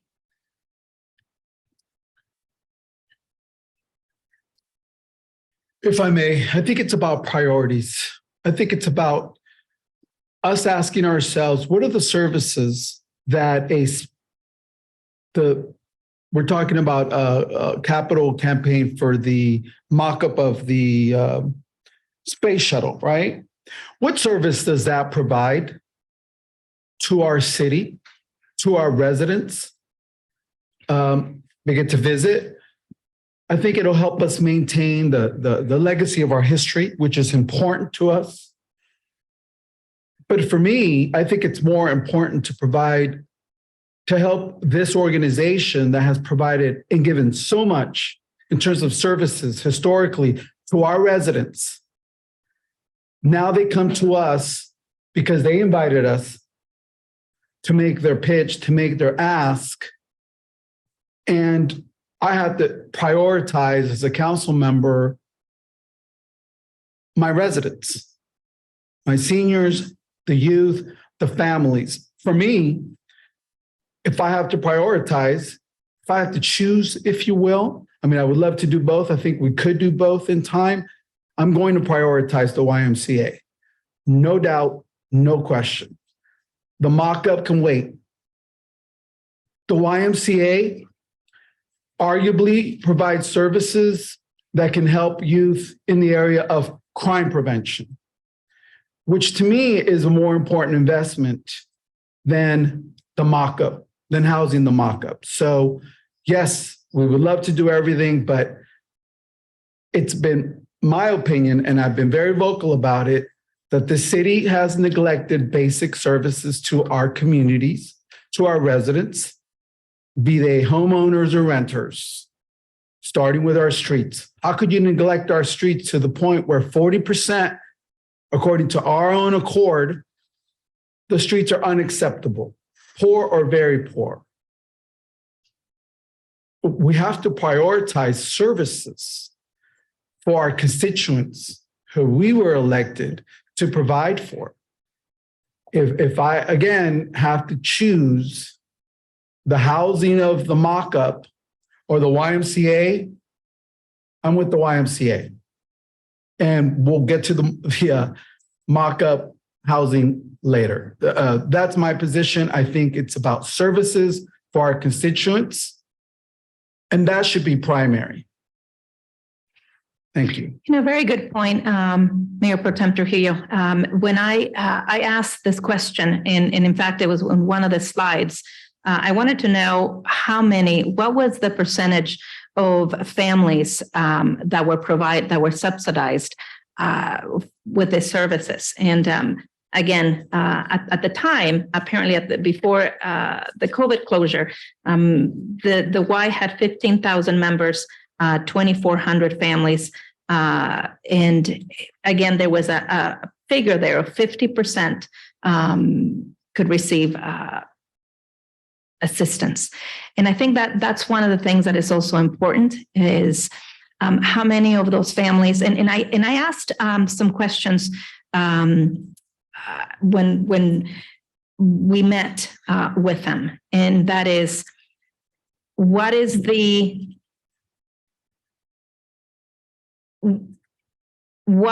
percentage of families and youth that are Downey families that are going to be benefiting from this? Because we also know that there's other families and children that attend Downey Unified that are not necessarily Downey residents. And so again, I want to be thoughtful in what it is we're doing for our residents and for our youth, ensuring that whatever direction we choose to go in terms of a contribution, that it really will trickle down to our families. I agree with you in the sense that they provide valuable services, but at the same time, I look at the legacy projects that we are trying to build, and it's not just a mock-up. This Columbia Memorial Space Center and this project and the STEM project or the STEM program that we have here in Downey is recognized not just in this area, but is in the region as a premier STEM program. And I think that when we look at what is the vision also for Downey and continuing to expand our collaborations and relationships, and again, Downey as a biomed hub and as the home of the Apollo space program, all that is important. All of that is fits into what Downey is. Again, there are certain monies that need to be, that have we could potentially ask for an extension, but there's certain monies that have a deadline, and we need to be able to start utilizing them before other things happen. Initially, the proposed shortfall, or the shortfall that the YMCA provided us with, it's a significant amount. We definitely cannot do that amount. I don't know if 50,000, 100,000 would be an amount that we would be able to manage over a couple of years. But again, anything over that amount is going to be a significant hit to our budget and certainly to our reserves. And with that, we're going to begin a precedent of contributing to nonprofits.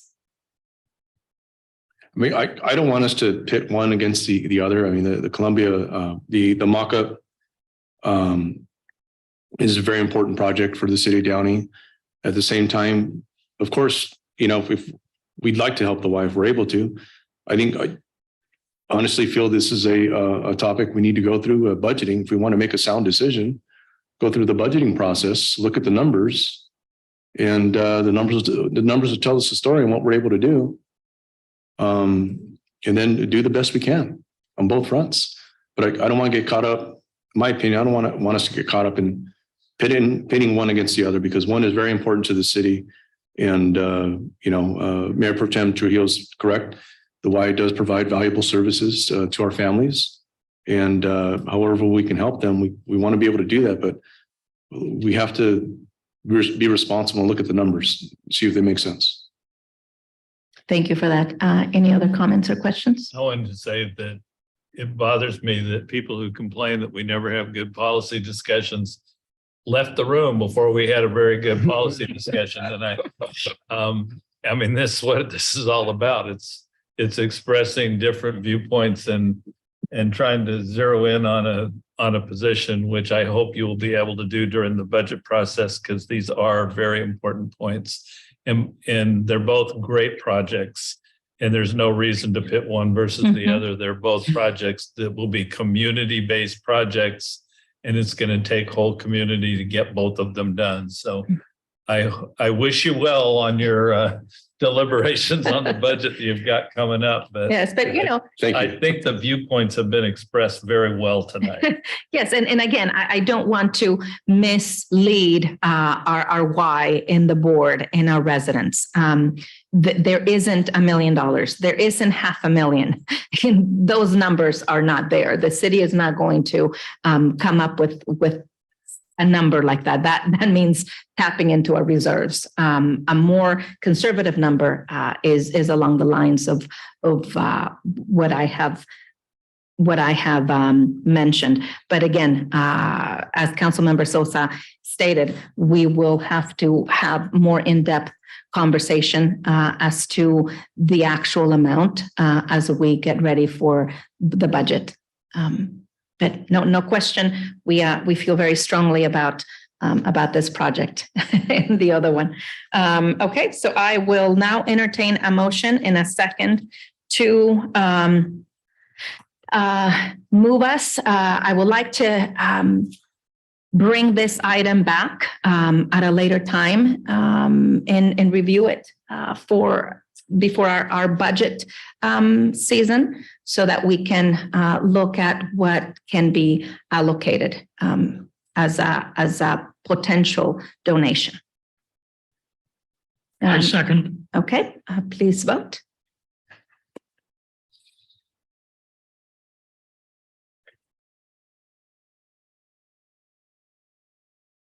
Is mine not going? Okay. The motion is approved unanimously. Okay, thank you.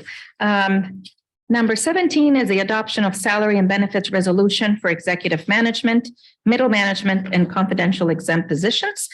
This is to adopt a resolution of the City Council of the City of Downey establishing the salary and benefits payable to employees in classifications designated as executive management, middle management, and confidential exempt, and repealing prior resolutions.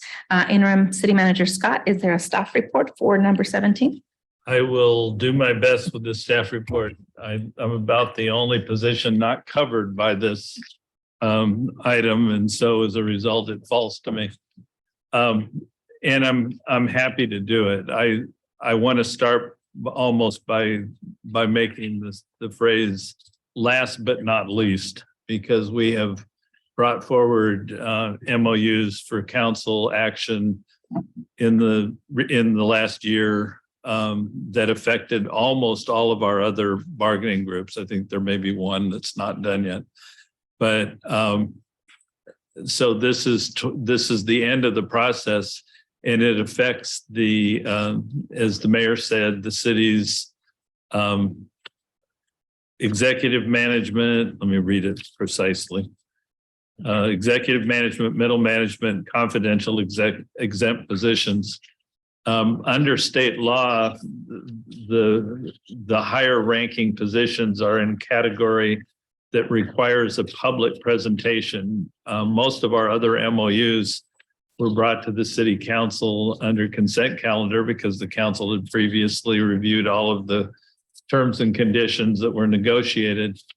But in this particular case, by state law, it must be on a non-consent calendar item. So that's why I'm doing this as an administrative report. The increases that we're talking about here are substantial, and I think in today's market, appropriate increases. It's been a while.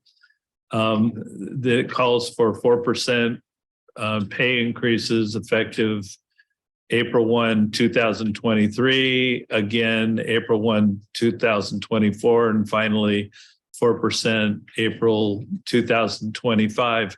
However, for the positions that are in the classic category of the retirement system, which would be all of our longer term employees, there also is a 1% decrease in each of those years out of the city's employee pension costs toward those pension plans.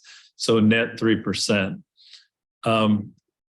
There is a one-time lump sum payment, $2,500 for each employee in the bargaining group. That again, both the 4% net 3% and the 25% or $2,500 lump sums are all the same as in the other groups. It also calls for continuation of the city's contribution toward the employee medical insurance plan, as we did with all the other groups. Mr. McQueen did, in the staff report, provided the financial numbers, which I'm trying to scroll down to very slowly, which calls for in the first year, it's $332,000 increase in the city's budget. That's budgeted. So it's not an increase in the budget. That's the cost in the first year. $242,000 in year 2, $251,000 in year 3, over and above the year before. So those are the numbers involved. And I will open it up to any questions from city council members. No, I don't have any questions. Council colleagues, do you have any questions on this? Okay, I will move to approve. Can I get a second? Second. Please vote.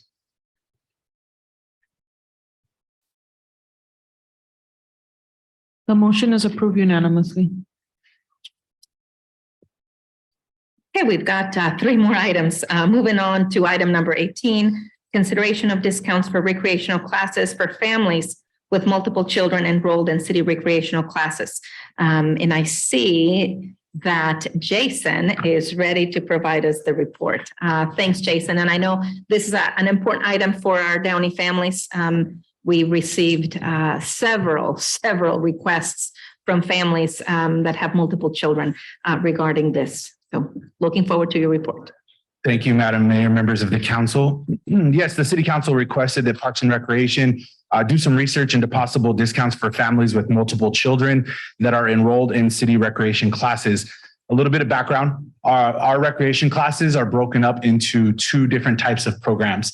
We have our contract instructor programs, which make up about 90% of our classes. These are classes that are not led by city staff. They are independent contractors who work on a 70-30 split, meaning customers will register with us. And then of the monies that are collected, these contract instructors will get paid 70% of those proceeds. The city retains 30, and that's how those programs work. The 10% that are staff led are our seasonal day camps and our seasonal aquatics. Those are led by city staff.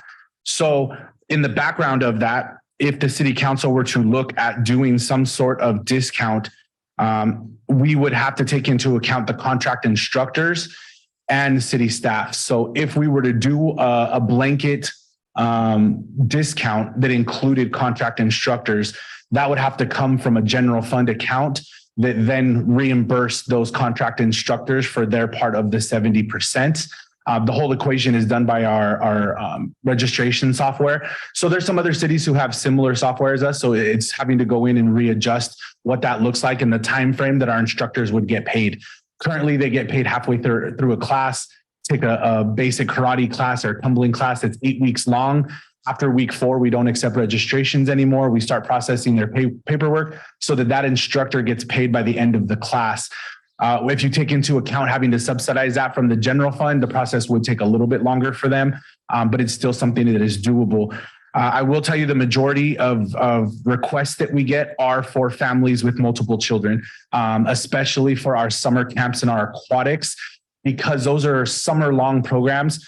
For instance, our aquatics program is an 8-week long program. Our summer camp is a 10-week long program. So if you were registering your child for 10 weeks, you need to pay that money up front in order to register. So if you had multiple children, it becomes expensive for them. So we do get asked that quite often. So one of the things we had staff do that was requested, and it's in the staff report, we did a survey of some local cities, the cities of Paramount, Bell Gardens, Bellflower, Whittier, and Santa Fe Springs. These cities all offer a scholarship program. This is a little bit different. This is not necessarily specific to multiple siblings. This is a general scholarship program for families who need those resources. You can see on your report, 2 of the cities, Paramount and Whittier, they both provide general fund money. Paramount provides $30,000, Whittier provides $15,000. The other three cities, Bellflower, Bell Gardens, and Santa Fe Springs, their scholarship programs are grant funded. This usually comes from an outside source or granting of some sorts. This general scholarship program in the survey of all these cities has become very troublesome and time consuming for these cities in how you justify who qualifies for these scholarships. There was some discussion at the last council meeting about this, and Councilmember LaPlante was absolutely right. One of the things that was easy to do was free or reduced lunch in the schools, but currently every student receives free or reduced lunch. So that kind of takes that off the table. The next step that most cities are doing are HUD low income requirements, tax documents, pay stubs. It's a lot of things that these people have to submit to our recreation staff. We almost have to designate multiple staff just to take on this priority of trying to figure out where they belong. You'll see in the other cities, La Mirada, Montebello, Norwalk, and Pico Rivera, like us, they currently don't offer any discounts. So I do think with the recommendation that we have, it puts us right in the middle of that, in that a multiple sibling discount is definitely something that is doable. You can see on your fiscal impact, the money that would be used for this would come directly from our revenues. So we give you a breakdown there. Our summer camps are $150 a week for residents. We would recommend a 20% discount, which would be 30% or $30 for residents, which would make that $120 per week. Basically, that just means we're making less money. We don't have to have a general fund line item to supplement that money. There's nowhere that money needs to go. We're just taking it off of what we would typically make in that situation. And as you guys know, recreation is not a money-making business. We are a people and service providing business. So it is not something that is detrimental to any bottom lines for us, because it's a service that we provide, and we actually give families some more resources who want to have multiple children be able to go to our classes. We also give you an example of our aquatic swim lessons, which would be the $64 per session currently. There would be a $13 discount for a multiple sibling, which would lower that to $51. And that 20% would continue on for the number of children that are in that family. So they would receive that discount for each of the additional children that they would register. The question might come up, is it possible to do that with the contract instructor classes? It is possible. It is just very difficult road to maneuver. We could do it. It would take some time to get it done. And the main reason is because, like I told you, we would have to have a general fund account that would go towards paying these contract instructors the money they would in essence be giving up during the discount, if that makes sense. It's a little different than our city classes. And currently the cities that do it, they don't provide the sibling discount with their scholarship. They provide a general scholarship.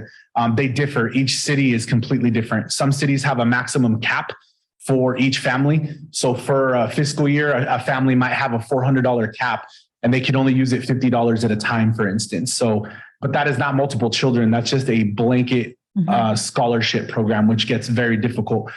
Those communities, in speaking with them, they've been doing this for a long time, and they see less and less people applying for the scholarships because of how much paperwork and requirements there are for them to be able to go into that. So that's the reason for our recommendation and to do city programs, which would be seasonal day camp and the aquatic swim lessons. The 20% in looking around at other agencies, just a little bit above where other people are. As far as what people give out, I don't think a 10% discount does much for our residents there. 20% makes a little bit more sense, but we're open to whatever the council might have in store. And I can answer any questions that you might have regarding the report. Thank you, Jason. I think that was a very, very well done. But again, we always want to know what surrounding cities are doing. And I think that the particular, at least the questions that I had received or the comments from residents were pertaining the camps. And so you're right on the money when it comes to, no pun intended, when it comes to the seasonal day camp activities and the aquatic swim lessons. I think the multi-sibling discounts are exactly what we are looking for. Again, it doesn't seem like it's a significant decrease in terms of the fiscal impact. But at the same time, I'm wondering, is 20% a good enough percentage, or could we do 25%? again, considering the families that we have in this city have multiple children overall.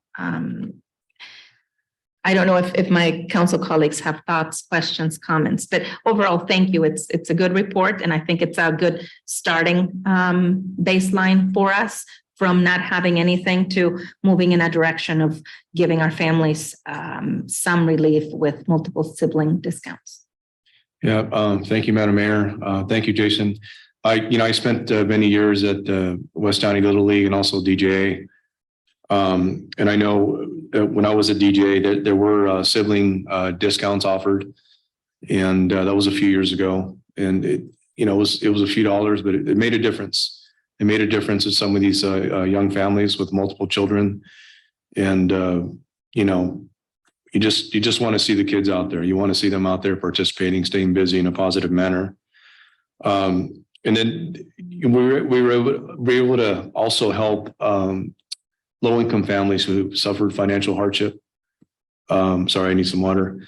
And that made a big difference. So I'm not sure, does the city have something in place for Parks and Rec across the board for financial hardship, for maybe a waiving of fees or anything similar? We currently do not. Okay. And that's what most cities the 8 cities that we surveyed, none of them have a specific program like that. The scholarship program that a lot of them have is kind of what you're speaking to. But Councilman Sosa does bring up a good point. Most of our sports groups in our city that are not city ran, AYSO, a lot of the little leagues, they provide sibling discounts. So it's something that they're used to already. But no, to answer your question, we don't have any sort of pot or fund that would be for low income. That kind of brings up what's in the report is if we did and the council wanted to put money aside in a general fund line item, that would be the prerogative of the council. And then we would come up with what those requirements would be in order to qualify for that.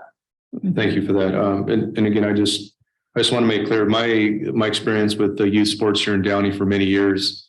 I'd be in favor of discounts for multiple siblings from per family.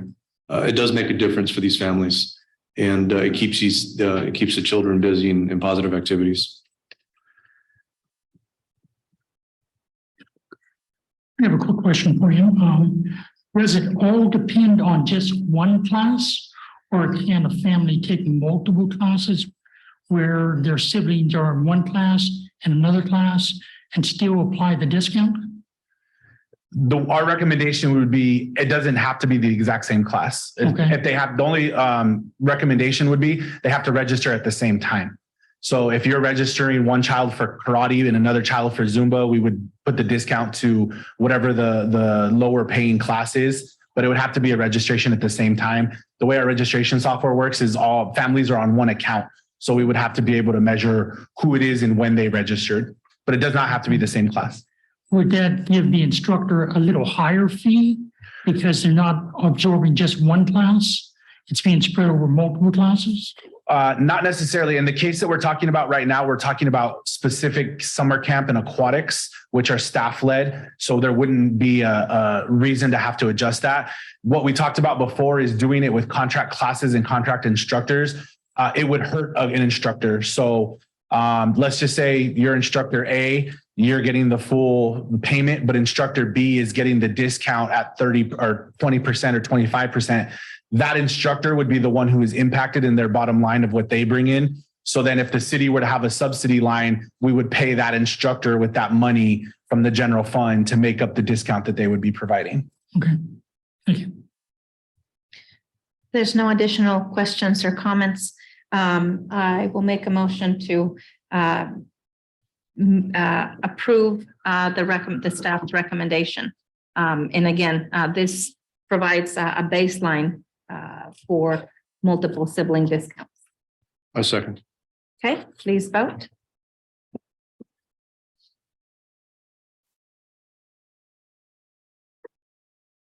The motion is approved unanimously. Thank you for that, Jason. Item number 19, we're getting close to the end. We have an update regarding the Trader Joe's, and I see Interim Assistant City Manager Vania de Rojas will be providing this report. Good evening, Madam Mayor, members of the City Council. At the February 14th, 2023 City Council meeting, the City Council directed staff to write an update regarding the city's economic development outreach efforts related to Trader Joe's. So tonight I'll be giving you a brief update. The Community Development Department has maintained in contact with the broker and VP of real estate for Trader Joe's for a number of years. The Community Development Director and the Economic Development Manager call every 60 days to touch base and discuss potential locations, up-to-date demographics and related data, and their general interest to locate to the city. Trader Joe's has expressed interest in exploring a new store in Downey if the right site was available on Firestone Boulevard to accommodate their needs. And some of the needs that they require is parking and visibility along Firestone. Community Development monitors commercial vacancies along Firestone Boulevard and approaches Trader Joe's to confirm viability of potential sites and connect them with the property management to discuss the site. There has not been any locations that accommodate the needs of Trader Joe's specifications at this point. A couple of recent attempts were at the former Hometown Buffet location, now Diosa Mexican restaurant, and the Big Lots property, which is going out of business next to the Foot Locker and the Starbucks. Unfortunately, that particular site, they had stated that it was the parking was the issue. But staff is currently reaching out to Trader Joe's regarding other possible locations along Firestone Boulevard. In addition to seeking Trader Joe's locations, there was a discussion also about Sprouts and possibly seeking them as well. So the Community Development Department has reached out to them and maintained contact with the Sprouts Director of Real Estate. Sprouts is considered to be a comparable establishment to the city, as maintained in contact with them for various commercial sites. Sprouts is interested in a location north of Firestone Boulevard, but typically requests tenant improvements to be completed by the property owner or management company so they can move in ready so they can start their lease. This has proven difficult in securing a site at the commercial properties that have been made available in the past, but staff is currently working with property owners to see what the city can do to assist with the potential development on those locations. And that is the update regarding the efforts for Trader Joe's and Sprouts. I'm available to answer any questions that you may have. Thank you. Thank you, Vanya. That is very helpful. And I think it gives us a bit of a glimmer of hope that the staff continues to reach out to them. I think that the council will be interested in seeing what the city can do to provide some development or some funding for that particular site that Sprouts has expressed an interest on north of Paramount. Yes, correct. Or north of Firestone. North of Firestone, yeah. Excuse me. That would be really ideal. Council colleagues. I just want to thank staff for the report. I think it's important for our residents to know that we hear them.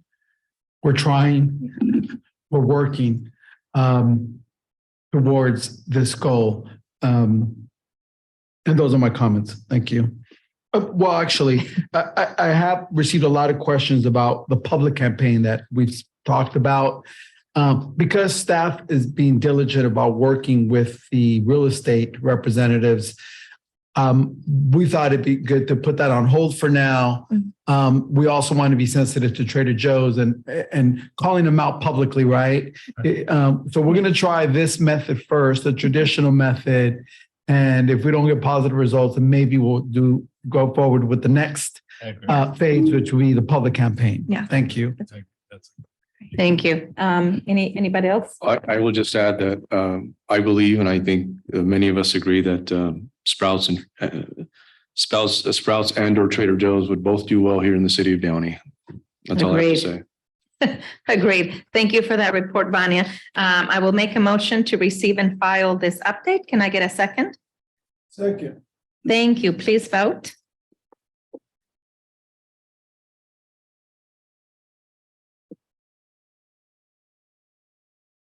Mr. Horn, are you abstaining from the item? Yes. The motion is approved with Councilmember Horn abstaining from the item. Okay, thank you for that. The last item on our agenda tonight is to discuss the city's preferential permit parking program. And Interim City Scott, is there a staff report on this item? It's not a staff report. It was requested by Mr. Horn. I'm not 100% sure we put it on the way you intended us to put it on. No, but we did talk to the clerk, and the clerk is going to provide us with the petition form so we can all review it at once. Yeah, I think, As you said.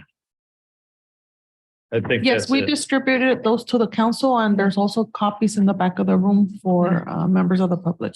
And So if everybody that wishes to look at it in the audience wants to look at it, it is in the back, on the back table. And we might know that what that is that we're looking at is the form that It's actually a petition. It's about the third stage of a preferential parking. After a study has been done, you need the residents, you need a certain percentage of the residents to agree to the petition.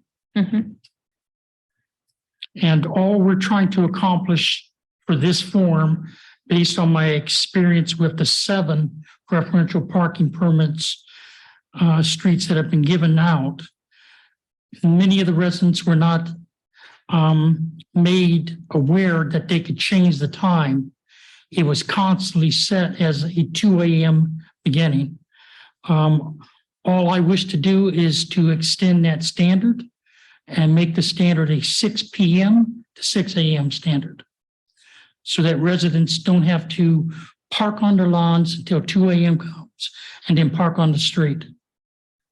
Yeah, And that's all I'm looking to accomplish at this point. and it is entirely legal to do that. I mean, it's in some cities, when you do permit parking, step number 1 is the petition. In our city, it's step number 3, I guess. Yes.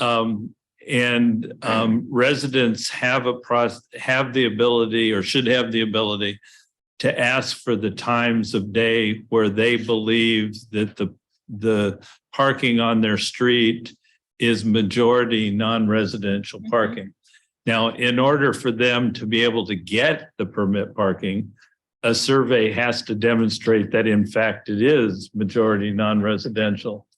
And so at that point, they can't just set the time that they want, but in coming in and asking for the process, they're certainly entitled to ask for whatever time of day. Some cities do 24 hours a day. Yeah. Some cities do 8 to 5. If there's a commercial business down at the end of the block and the employees park on your street all day long, in those cities, people will come in and ask for 8 to 5. And then in many cities where the overflow is from multiple family apartment dwellings, the real problem is overnight. And in those cases, typically you put something that stops someone from parking on the street overnight, which can be as short as 2 a.m. to 5 or 6 p.m. or 6 a.m. or from 6 p.m. to 6 p.m. I mean, there's multiple ways that you can do that. And I think your suggestion's a good one, that 2 a.m. to 6 a.m. may be so brief that the resident literally can't find a place to park during the evening until 2 a.m. Many have parked on their lawns and some have complained about getting a ticket. Yeah, I think that's good input, and I think it's something we should look at. I agree with that. Thank you. Any comments from the rest of the council colleagues?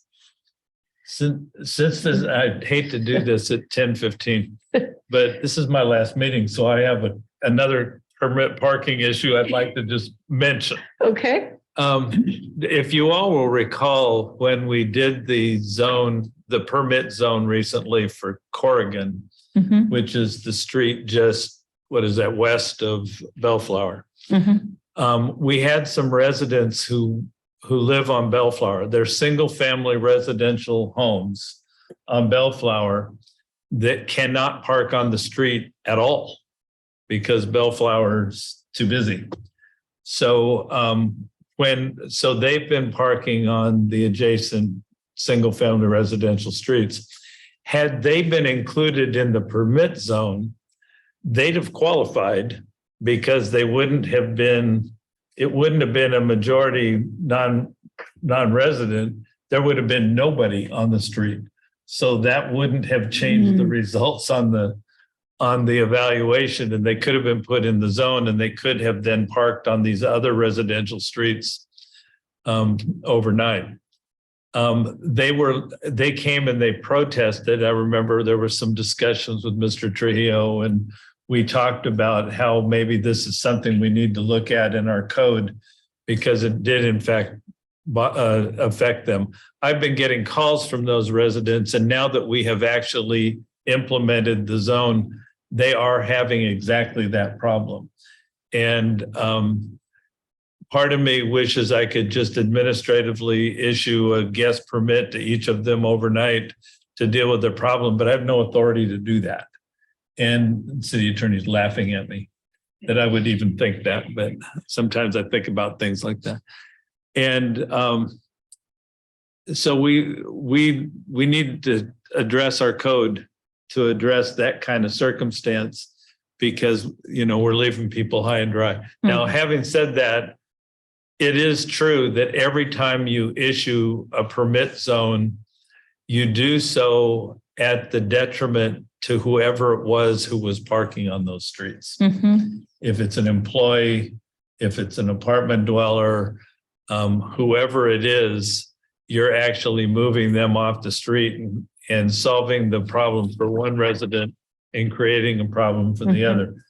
That's a fact.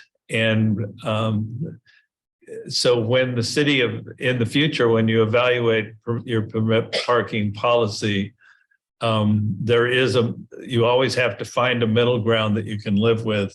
But I do think that this is going to be a problem for these poor folks on Bellflower for a long time. And hopefully the city can look to see if there's a solution for them. Well, why don't we bring that back and we amend, if we need to amend our city code in terms of parking restrictions and permits. Yeah. I think that's an important first step. I'll put it on the assignment list. You put it on the assignment list. So I will make a motion to bring back for discussion an amendment to the city code when it comes to permit parking. And Mr. Horn. I will be speaking at the next. I'll second. Whenever it's assigned. Okay. A detailed issue on the parking issues in Downey. Excellent. So there's a first, there's a second to bring back a report and particularly looking to amend the city code on the permit parking program. Let's vote.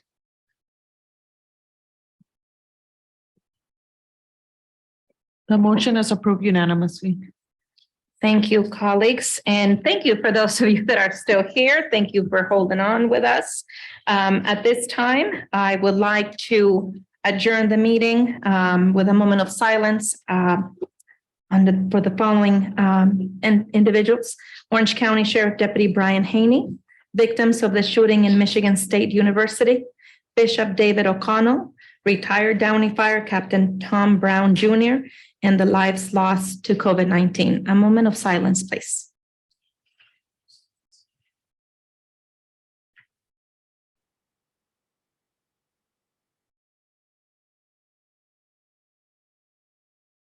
Thank you. This meeting is adjourned at 10:20. Hi, everybody.